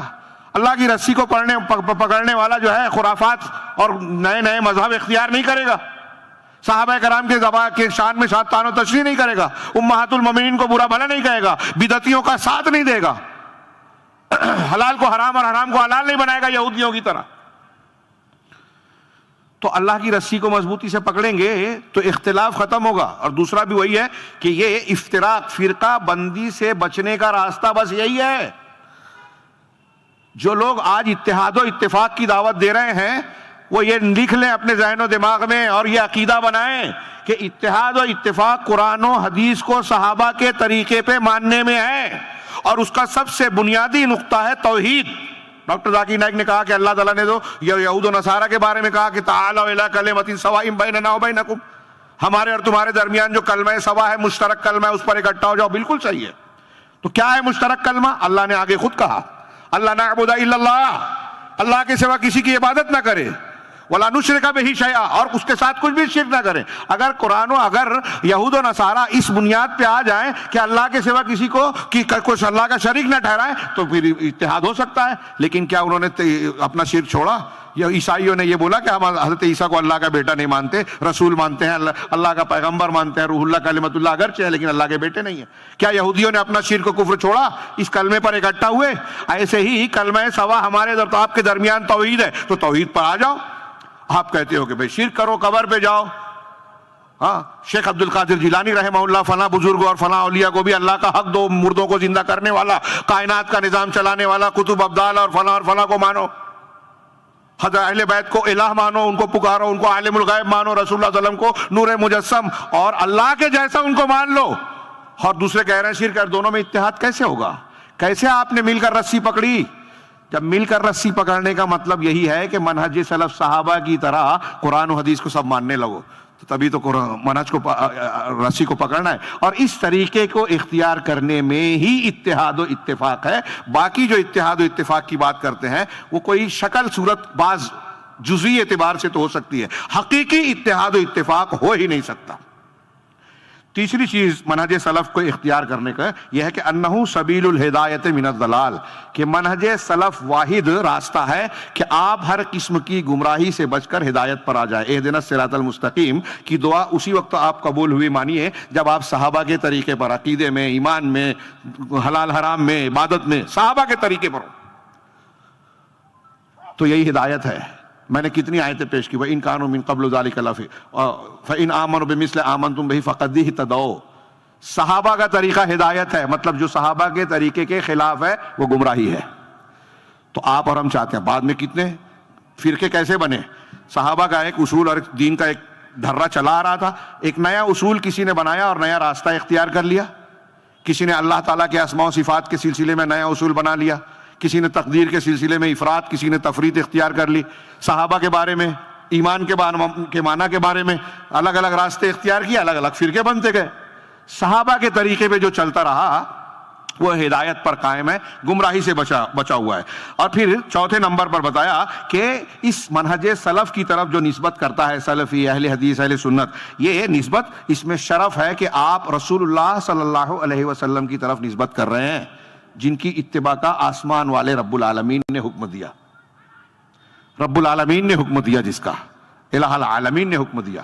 اب رسول کو ماننا، اللہ کو ماننا ہے، وَمَن يُطِعِ الرَّسُولَ فَقَدْ أَطَاعَ اللَّهَ۔ تو جب آپ اس نسبت کو اختیار کر رہے ہیں تو آپ رسول کی طرف نسبت کر رہے ہیں، اور فلاں نقشبندی، چشتی، قادری، جہمی، فلانی ڈھما کی جو نسبتیں اختیار کر رہے ہیں، رسول کے علاوہ امتیوں کی طرف آپ نسبت کر رہے ہیں، تو اس میں یہ شرف ہے کہ آپ رسول کی طرف منسوب ہو رہے ہیں۔ پانچواں یہ کہ جو شخص منہج سلف کی اتباع کرتا ہے وہ شیطان کے راستوں سے بچ رہا ہے۔ اللہ کے رسول صلی اللہ علیہ وسلم نے جو قرآن میں اللہ تعالیٰ نے قرآن فرمایا وَأَنَّ هَذَا صِرَاطِي مُسْتَقِيمًا فَاتَّبِعُوهُ وَلَا تَتَّبِعُوا السُّبُلَ فَتَفَرَّقَ بِكُمْ عَنْ سَبِيلِهِ۔ اس آیت کی تشریح کرتے ہوئے حضرت عبداللہ بن مسعود نے اللہ کے رسول صلی اللہ علیہ وسلم کی حدیث نقل کی، خط رسول اللہ صلی اللہ علیہ وسلم خطًا، اللہ کے رسول صلی اللہ علیہ وسلم نے ایک خط کھینچا، لکیر کھینچی، اور پھر اس کے یمین اور دائنے اور بائیں میں کئی لکیریں کھینچی، اور کہا کہ یہ جو بیچ والا سیدھا راستہ ہے یہ صراط مستقیم ہے۔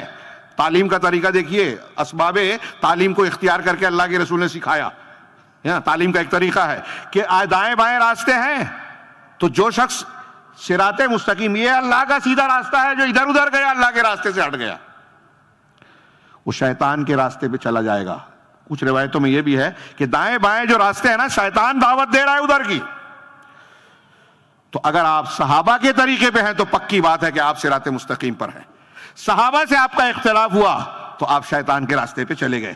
نمبر 6 منہج سلف کی اتباع کا فائدہ کیا ہے کہ اللہ کہا کہ ان کی اتباع کے ذریعے سے مسلمان اگر صحابہ کے طریقے کو، ایمان عقیدے کو اختیار کرتے ہیں تو اس کے ذریعے سے جو ذلت، انحطاط، پستی کا داغ اور کلنک آج مسلمانوں پہ لگا اور چپکا ہوا ہے، پوری دنیا میں ذلیل ہو رہے ہیں، حکومتیں ہیں بے حیثیت، مسلمانوں کی تعداد ہے بے وقت، کانسٹیٹوئنسی میں کہیں پارلیمنٹ ممبر اسمبلی میں رہتے ہیں، بانٹ دیے جاتے ہیں، لڑا دیے جاتے ہیں، ہمارے اندر سے لوگ خرید لیے جاتے ہیں، ان کے آدمی ہمارے درمیان لانچ کر دیے جاتے ہیں، ہمارے نوجوان اندھے ہو کر پیچھے چلنے لگتے ہیں، میڈیا سے کہا جاتا ہے جو اچھا ہے اس کو برا بولو، جو برا ہے اس کو اچھا بولو، لوگ سعودی عرب کی کو گالیاں دیتے ہیں جہاں توحید ہے اور ان کی تعریف کرتے ہیں، جہاں شرک ہے، جہاں صحابہ کو گالیاں دی جاتی ہے، جہاں تصوف کے وحدت الوجودی عقیدے کو فروغ دیا جاتا ہے، ان کی تعریف کرتے ہیں اور توحید والوں کو برا کرتے ہیں، کہتے ہیں وہ تو شراب پیتا ہے، اللہ اور رسول سے محبت کرتا ہے تو کیا ہوا، شراب پیتا ہے اس لیے برا بھلا بولو۔ ابھی میں نے حدیث پیش کی تھی نا، اللہ کے رسول کی اس حدیث کی مخالفت کرتے ہیں، ولا اور برا کی بنیاد جانتے ہی نہیں ہے، دوستی کس بنیاد پر کریں، دشمنی کس بنیاد پر۔ تو اس کی بنیاد پر آج مسلمان ذلت و خواری کا شکار ہیں، یہ کوئی ہوائی بات نہیں ہے۔ اور میں آج کل یہ بولتا ہوں کہ کچھ لوگ نوجوان یا نئے لوگ جو سیاست میں، حالات حاضرہ میں بہت توجہ دیتے ہیں، فقہ الواقع کی بات کرتے ہیں، وہ کہتے ہیں مولوی لوگ یہ توحید، سنت، دین اس کی بات کرتے ہیں، مسلمان کی حالت کیا ہے تو ٹھیک ہے، مسلمان کی حالت اب دین توحید سے نہیں، کس سے سدھاریں گے آپ؟ ڈگریاں مسلمانوں کی دنیا میں کم ہے، دولت مسلمانوں کے پاس کم ہے، سیاست کئی جگہ حکومتیں ہیں نا، چلیے ہندوستان میں نہیں ہے، عربوں میں تو ہے اور جگہوں پر تو ہے، تو اس سے مسلمانوں کو کتنی عزت ملی۔ کس حکومت نے غزہ کے مسئلے کو آج حل کر لیا؟ اگر کوئی حکومت خلوص سے حل بھی کرنا چاہتی ہے تو ہماری کچھ حکومتیں ان کے دوسروں کا، یہود و نصارہ کا آلہ بن کے مخالفت کرتی ہیں، اندر اندر ایسے کام کرتی ہیں کہ ہم کو پتہ بھی نہیں چلتا۔ تو ذلت اور خواری سے دور ہونا ہے تو صحابہ کا طریقہ جس میں توحید ہے، توحید سے ساری عزتوں کے وعدے ہیں اللہ کے، جس میں اتباع سنت ہے، سنت اور توحید کو اختیار اگر ہم نے کیا تو دنیا اور آخرت کے سارے وعدے ہیں، اور اس کو چھوڑا دوسرا راستہ اختیار کیا تو دنیا اور آخرت کے ہر قسم کے عذاب کے لیے منتظر رہنا چاہیے۔ تو اللہ ہمیں اپنے انعام کا مستحق بنائے، عذاب کا نہیں۔ نمبر 7 منہج سلف کو ماننے کا 7واں فائدہ بتاتے ہوئے کہا کہ اس میں بیماری اور دوا کی تشخیص ہے۔ آپ کے اندر، ہمارے اندر بیماری کیا ہے اور اس کا علاج کیا ہے، یہ صرف آپ کو منہج سلف بتائے گا۔ یہ اس ایک پر مجھے بولنے کا دل ہو رہا ہے لیکن ٹائم نہیں ہے، افسوس، کم سے کم اس پر آدھا گھنٹہ تو چاہیے، وہ بھی کم پڑے گا۔ آج ہمارے مسلمانوں میں بہت سی بیماریاں ہیں، ابھی آتے ہیں نا جن کو ہم سمجھ رہے ہیں بہت بڑے دائی ہیں، ٹی وی چینل پہ آتے ہیں، یہ بیماری کو شفا بتاتے ہیں۔ ارے کوئی صحابہ کو برا کر رہا ہے، کوئی بات نہیں، اس کو مت بولیے، تو آپ کو بیماری نہیں پتا۔ بدعت بیماری ہے، شرک بیماری ہے، صرف منہج سلف پر چلنے والا شرک کو شرک اور بدعت کو بدعت کہتا ہے، بیان کرتا ہے، اور پھر اس کو گالی سننا پڑتی ہے کہ دیکھو یہ شدت پسند ہے، انتہا پسند ہے، مسلمانوں میں انتشار پھیلا رہے ہیں۔ لیکن منہج سلف کی برکت سے اسے پتا ہے کہ یہ بیماری ہے، مسلمانوں کے لیے یہ تباہ کن ہے، ہمارے لیے کوئی دشمن خطرہ نہیں ہے میرے بھائیوں۔ پوری دنیا میں یہ پیغام جانا چاہیے، اور یہ کوئی سلفی ہی بول سکتا ہے، قرآن و حدیث کی روشنی میں اس کا کمال نہیں ہے، صحیح منہج کا کمال ہے کہ پوری دنیا میں یہ پیغام جانا چاہیے کہ اگر آپ شرک اور بدعت کے ساتھ زندگی گزار رہے ہیں، اس کو گوارا کر رہے ہیں، تو آپ کو کبھی عزت نہیں ملے گی۔ اللہ رسول کے وعدے ہیں، اگر آپ کو شرک کے ساتھ عزت مل جائے تو اللہ کی بات جھوٹی ہو جائے گی۔ لا تجعل مع اللہ الہا آخر فتقعد مذموما مخذولا، اللہ کی مدد نہیں ملے گی شرک کرنے والے، قرآن کہہ رہا ہے، آپ مانتے ہو کہ نہیں؟ اور آپ شرک کو کہہ رہے ہو، شرک کو بولو ہی نہیں۔ تو میں عرض کر رہا تھا کہ یہ سلفی ہی کہہ سکتا ہے کہ شرک مسلمانوں کے لیے سب سے زیادہ کوئی دشمن خطرہ نہیں ہے، فلاں سپر پاور، فلاں طاقت، فلاں پریوار نہیں، آپ کے لیے، ہمارے لیے خطرہ گناہ ہے۔ گناہوں میں سب سے بڑا گناہ شرک ہے، بدعت ہے، اللہ کے دین اور رسول کے دین کی مخالفت ہے، اللہ اور رسول سے دشمنی ہے، جو آج بہت سے مسلمان اختیار کیے۔ رافضیت، قادیانیت، باطنیت، صوفیت اللہ کے دین کے مقابلے میں ایسی چیزیں پیش کرتی ہے جو سراسر قرآن حدیث کا رد کرتی ہے، اور ہم خاموش ہیں۔ وہ بھی صحیح اور یہ بھی صحیح، اس میں مت پڑھو، اسی میں پڑھو گے تو بچو گے۔ اس میں کس میں ہے؟ یعنی توحید اور سنت میں۔ اللہ تبارک و تعالیٰ نے یہ کہہ رہے ہیں کہ اس میں کون سی مسلمانوں کے حق میں بیماری ہے، کون سی نقصان دہ چیز ہے، یہ شعور انسان کو منہج سلف کی اتباع سے ہی ملے گا۔ سلف کے منہج سے ہٹا تو بیل کو بھی گابن بول دے گا، اور بہت ساری ایسی چیز بولے گا، دین کو رات اور رات کو دین بولے گا، اور ہو رہا ہے۔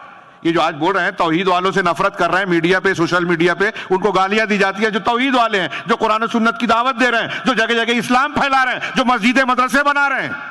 اور تعریف کس کی ہوتی ہے؟ جس کے ترکی کے، ابھی ایک رپورٹ ہے میرے موبائل میں ہے، پتہ نہیں صحیح غلط، ابھی حافظ آپ کہہ رہے تھے کہ صحیح ہے الجزیرہ کے حوالے سے، کہ ترکی کے 10,000 فوجی غزہ میں، مطلب وہ اسرائیل کے ساتھ ہیں، اور 4,000 غزہ میں شریک ہیں، یہودیوں کے ساتھ مسلمانوں کو قتل کر رہے ہیں، اور وہ اس کا لیڈر ہیرو ہے، اور وہاں کی ایک یونٹ جو نگرانی کرنے والا شخص ہے وہ ترکی کا فوجی ہے۔ 4,000 ترکی فوجی مسلمانوں کو قتل کرنے میں یہودیوں کے ساتھ شامل ہیں۔ شیخ ابھی حماس کا نام لے رہے تھے۔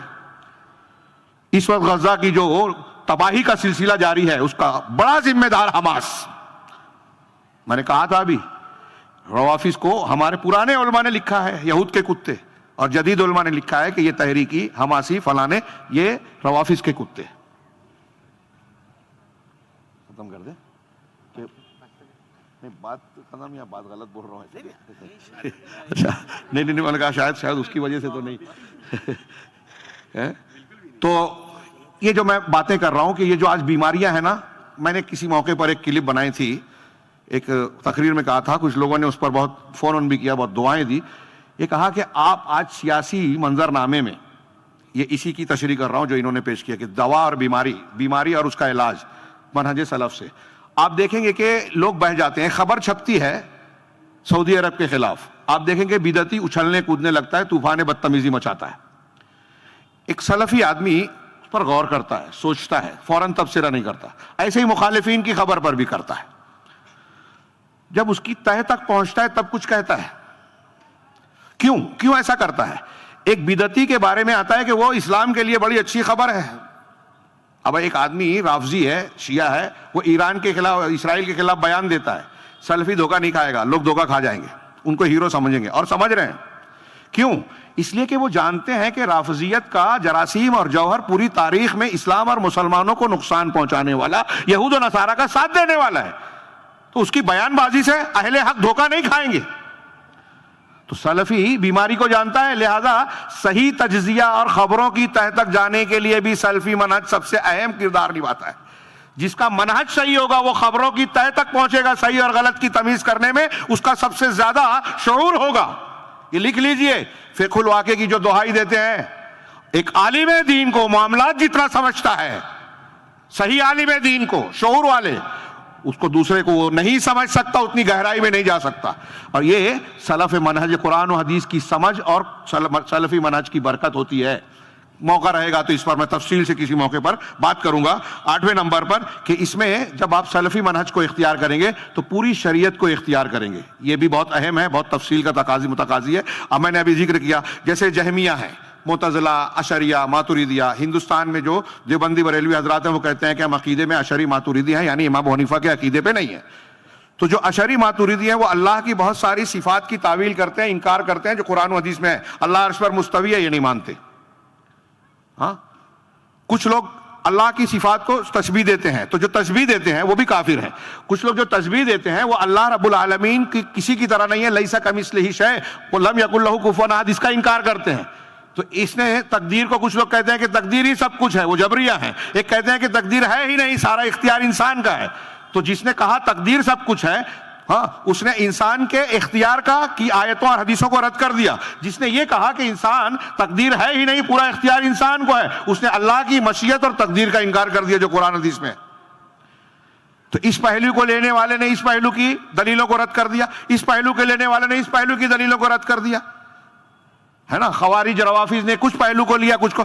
اہل سنت والجماعت معتدل ہیں، درمیان میں ہیں۔ اس پہلو کی حدیثوں اور آیتوں کو بھی لیتے ہیں، اس پہلو کی حدیثوں ہیں. ہم کہتے ہیں اللہ کے جو اسماء اور صفات قرآن و حدیث میں ہم سب کو مانتے ہیں، لیکن یہ بھی کہتے ہیں کہ اس کے جیسا کوئی نہیں ہے. اس کی تحقیق، اس کی حقیقت اور کیفیت ہم نہیں جانتے، کیونکہ اس کے جیسا کوئی نہیں. صفات اور اسماء جو قرآن حدیث میں اس کا رد نہیں کرتے، تعریف نہیں کرتے، تعویل نہیں کرتے، اور تشبیہ بھی نہیں دیتے، تمثیل بھی نہیں بیان کرتے، دونوں چیزوں پہلوؤں کو مانتے ہیں. یہ صرف منہج سلف میں یہ خوبی ملے گی. میں صرف ایک دو مثال دے سکا اس لیے کہ وقت ہو چکا ہے. ہاں، آخری ایک دو باتیں کہ اس میں مکارم اخلاق اور تمام صالح اور اچھے اخلاق منہج سلف میں سمٹ آتے ہیں. کیونکہ جب آپ قرآن و حدیث کو پورا پورا مانو گے تو آپ چاہے لوگ کچھ بھی دکھاوا کریں. ایک آدمی بہت اخلاق کا دکھاوا کرتا ہے کہ ہم تو سیدھے سادے ہیں، لیکن جہاں اس کو موقع ملتا ہے وہ سلفیوں کو گالی دیتا ہے، ان کی مسجد توڑ دیتا ہے، ان کے خلاف کمپلین کرتا ہے کہ یہ دہشت گرد ہیں، یہ فلاں ہیں، یہ ڈما ہے. ایسا اخلاق آپ کو سلفیوں میں نہیں ملے گا. یہ میں نے ایک صرف اشارہ کیا، اور ایسے زندگی کے عام معاملات میں. لہٰذا اگر آپ صحیح منہج کو مانتے ہیں تو آپ ہر حقدار کو اس کا حق ادا کرنے والے ہوگے. باپ کا حق، بیٹے کا حق، بیوی کا حق، شوہر کا حق، اور دوسرے لوگوں کا، پڑوسیوں کا حق. چونکہ آپ سلف کے منہج کو ماننے والے ہوں گے تو سب کا لحاظ کریں گے. اسی طریقے سے 10ویں نمبر پر کہا کہ ایک مسلمان اگر عذاب علیم سے، جہنم کے دردناک عذاب سے، کالی سے زیادہ، ڈامر سے زیادہ کالی آگ سے اگر بچنا چاہتا ہے تو اس کے لیے منہج سلف ہی ایک راستہ ہے اور کوئی نہیں. اسلام اور اسلام میں سلف کا منہج، صحابہ کا طریقہ جہنم کی آگ سے بچنے کا. اور یہ سب سے اہم، یہ ایک ہی صرف اگر سلف کی اس کی اہمیت بیان کی جائے تو میرے موضوع کے لیے کافی ہے. نمبر 11 سیکنڈ لاسٹ جو ہے کہ اس کے ذریعے سے انسان کو جنت میں داخلہ ملے گا. جیسا کہ قرآن و حدیث کے میں نے کچھ چیزوں کا ذکر کیا ہے، اللہ انہی سے راضی ہوا جو اس طریقے پہ چلنے والے ہیں. تو جنت کسے ملے گی؟ جو صحابہ کے طریقے پہ ہے، یعنی قرآن و سنت کو اس طریقے پہ ماننے والا جس طریقے سے صحابہ مانتے تھے. اور اسی کے ذریعے سے منہج سلف میں سنت کا احیاء ہے، بدعتوں کا خاتمہ ہے. اس کو جو اختیار کرے گا وہ سنت کو اختیار کرتا ہے. سنت کی اتباع ہر معاملے میں کیجئے. ہماری مائیں بہنیں سن رہی ہیں، پھوک جھاڑ ہو وہاں بھی عقیدہ بگڑتا ہے، وہی عمل کیجئے جو اللہ کے رسول سے ثابت ہے تو آپ سیف رہیں گے. اتباع سنت کا اجر و ثواب ملے گا. اب سلف کا منہج کیا ہے؟ یہ ہے کہ کتاب و سنت کو مضبوطی سے پکڑا جائے. اختلافات ہوں تو قرآن و حدیث کی طرف رجوع کیا جائے، جیسا کہ فَإِن تَنَازَعْتُمْ فِي شَيْءٍ فَرُدُّوهُ إِلَى اللَّهِ وَالرَّسُولِ کا حکم ہے. اسی طریقے سے ہر معاملے میں قرآن و حدیث کی طرف رجوع کیا جائے اور صحابہ کے متفقہ فیصلے اور اجماع کو، سلف کے اجماع کو اختیار کیا جائے. اسی میں دنیا کی عزت ہے، آخرت کی نجات ہے. اللہ سے دعا ہے کہ وہ ہمیں سلف کے منہج کو سمجھنے، اس کی اہمیت و افادیت کو سمجھنے کی توفیق عطا فرمائے. اور جب اس کے بغیر آدمی جنت میں جا نہیں سکتا، جنت میں جا نہیں سکتا، جہنم سے بچ نہیں سکتا، تو اس سے زیادہ اہمیت کی اور بڑی ضرورت کوئی چیز ہو ہی نہیں سکتی. لہذا سلف کے منہج کی اہمیت اور ضرورت کے لیے یہ صرف بات کافی ہے کہ اسی کی بنیاد پر جنت کا ملنا اور جہنم سے بچنا ممکن ہے. اگر دوسرے کسی راستے پر چل کے آدمی کتنی بھی محنت کرے، اس کی محنتیں رائے گا جائے گی. یہ میں نہیں کہہ رہا ہوں، یہ قرآن و حدیث کے بہت سارے دلائل، اسلاف کے بہت سارے اقوال اسے بیان کر رہے ہیں. اور مسلمانوں کو آج بڑی سنجیدگی سے اس پر غور کرنا چاہیے، اپنے لیے، اپنے گھر کے افراد کے لیے، کہ ان کو جہنم کی آگ سے بچانا ہے، آخرت کے جنت میں ڈالنا ہے. تو آخرت کی جنت میں جانے سے پہلے دنیا کی جنت میں داخلہ ضروری ہے. اور دنیا کی جنت یہ ہے کہ آپ کو ایمان ملے، عمل صالح ملے. ایمان اور عمل صالح کی گارنٹی صحابہ کے طریقے میں ہے. اللہ ہم کو اس کی توفیق عطا فرمائے. میں اپنی بات کو ختم کرنے سے پہلے اللہ رب العالمین کا شکر ادا کرتا ہوں اور دعا کرتا ہوں کہ رب العالمین نے جس طریقے سے ہم کو یہاں اکٹھا ہونے، کہنے، سننے کی توفیق عطا فرمائی، اسی طریقے سے پروردگار ہمارے اندر کمیاں بھی رہی ہوں تو اس کمی کو دور فرما کے ہمارے اس عمل کو قبول فرمائے اور ہمیں اس کے ہمارے اس اجتماع کو برکت اور خیر کا ذریعہ بنا کر اسے ہمارے جنت میں داخلے کے لیے راہ ہموار کرنے والا بلکہ جنت میں داخلے کا سبب بنائے. دنیا میں بھی ہمیں عزت سے نوازے اور آخرت میں بھی. اللہ رب العالمین کے بعد میں جمعیت اہل حدیث کولکاتہ یہاں کے ذمہ داران، اس اجلاس کے منتظمین، معاونین، جنہوں نے خرچ کیا، جنہوں نے انتظام کیا، ان سب کے لیے دعا گو ہوں کہ اللہ تعالیٰ ان کے اس عمل کو مخلصانہ بنا کر انہیں شرف قبولیت عطا فرمائے. اور جو کچھ باتیں ہم نے، مجھ سے پہلے کے مقررین نے، انتہائی قیمتی باتیں، مجھ سے پہلے کا بھی عنوان اس سے کچھ کم اہم نہیں تھا، بلکہ بنیادی تو وہی ہے، توحید اور اس کے تقاضے. وہیں سے سیکھ کے یہ ساری باتیں آپ کو سمجھ میں آئے گی. تو ان عناوین سے متعلق جو کچھ گفتگو ہوئی ہے ان کو گانٹھ باندھ کر رکھیں. اسلامی مائیں بہنیں بھی یہ سمجھ لیجئے کہ آپ کے گھر کے مسائل اسی سے حل ہونے والے ہیں. میں نے اکثر کہا، ابھی جمعہ میں بھی پیش کیا تھا، کہ اللہ کے رسول صلی اللہ علیہ وسلم سے حضرت فاطمہ نے کہا کہ چھالے پڑ گئے ہاتھ میں، غلام اور خادم دے دو، تو آپ نے کہا کہ جب بستر پہ رات میں آؤ نا تو سبحان اللہ، الحمدللہ، اللہ اکبر 33 اور 34 مرتبہ پڑھو. ہاں، تو یہ غلام چھالے پڑھنے کا علاج آپ نے یہ بتایا. آج میں کہتا ہوں کہ ہم اپنی ماؤں بہنوں کو کہیں گے کہ سبحان اللہ، الحمدللہ پڑھ لو، واشنگ مشین مت مانو، تو وہ ناراض ہو جائیں گی. یہ توحید، یہ دین کی روحانی قوت آپ کو جو ملے گی نا، اس سے آپ کی دنیا کے مسائل بھی آسان ہوں گے، سہل ہوں گے، حل ہوں گے. رب العالمین ہمیں اپنے مدد کا، حفاظت کا، برکت کا مستحق بنائے. وآخر دعوانا ان الحمدللہ رب العالمین، وصلی اللہ علی نبینا محمد.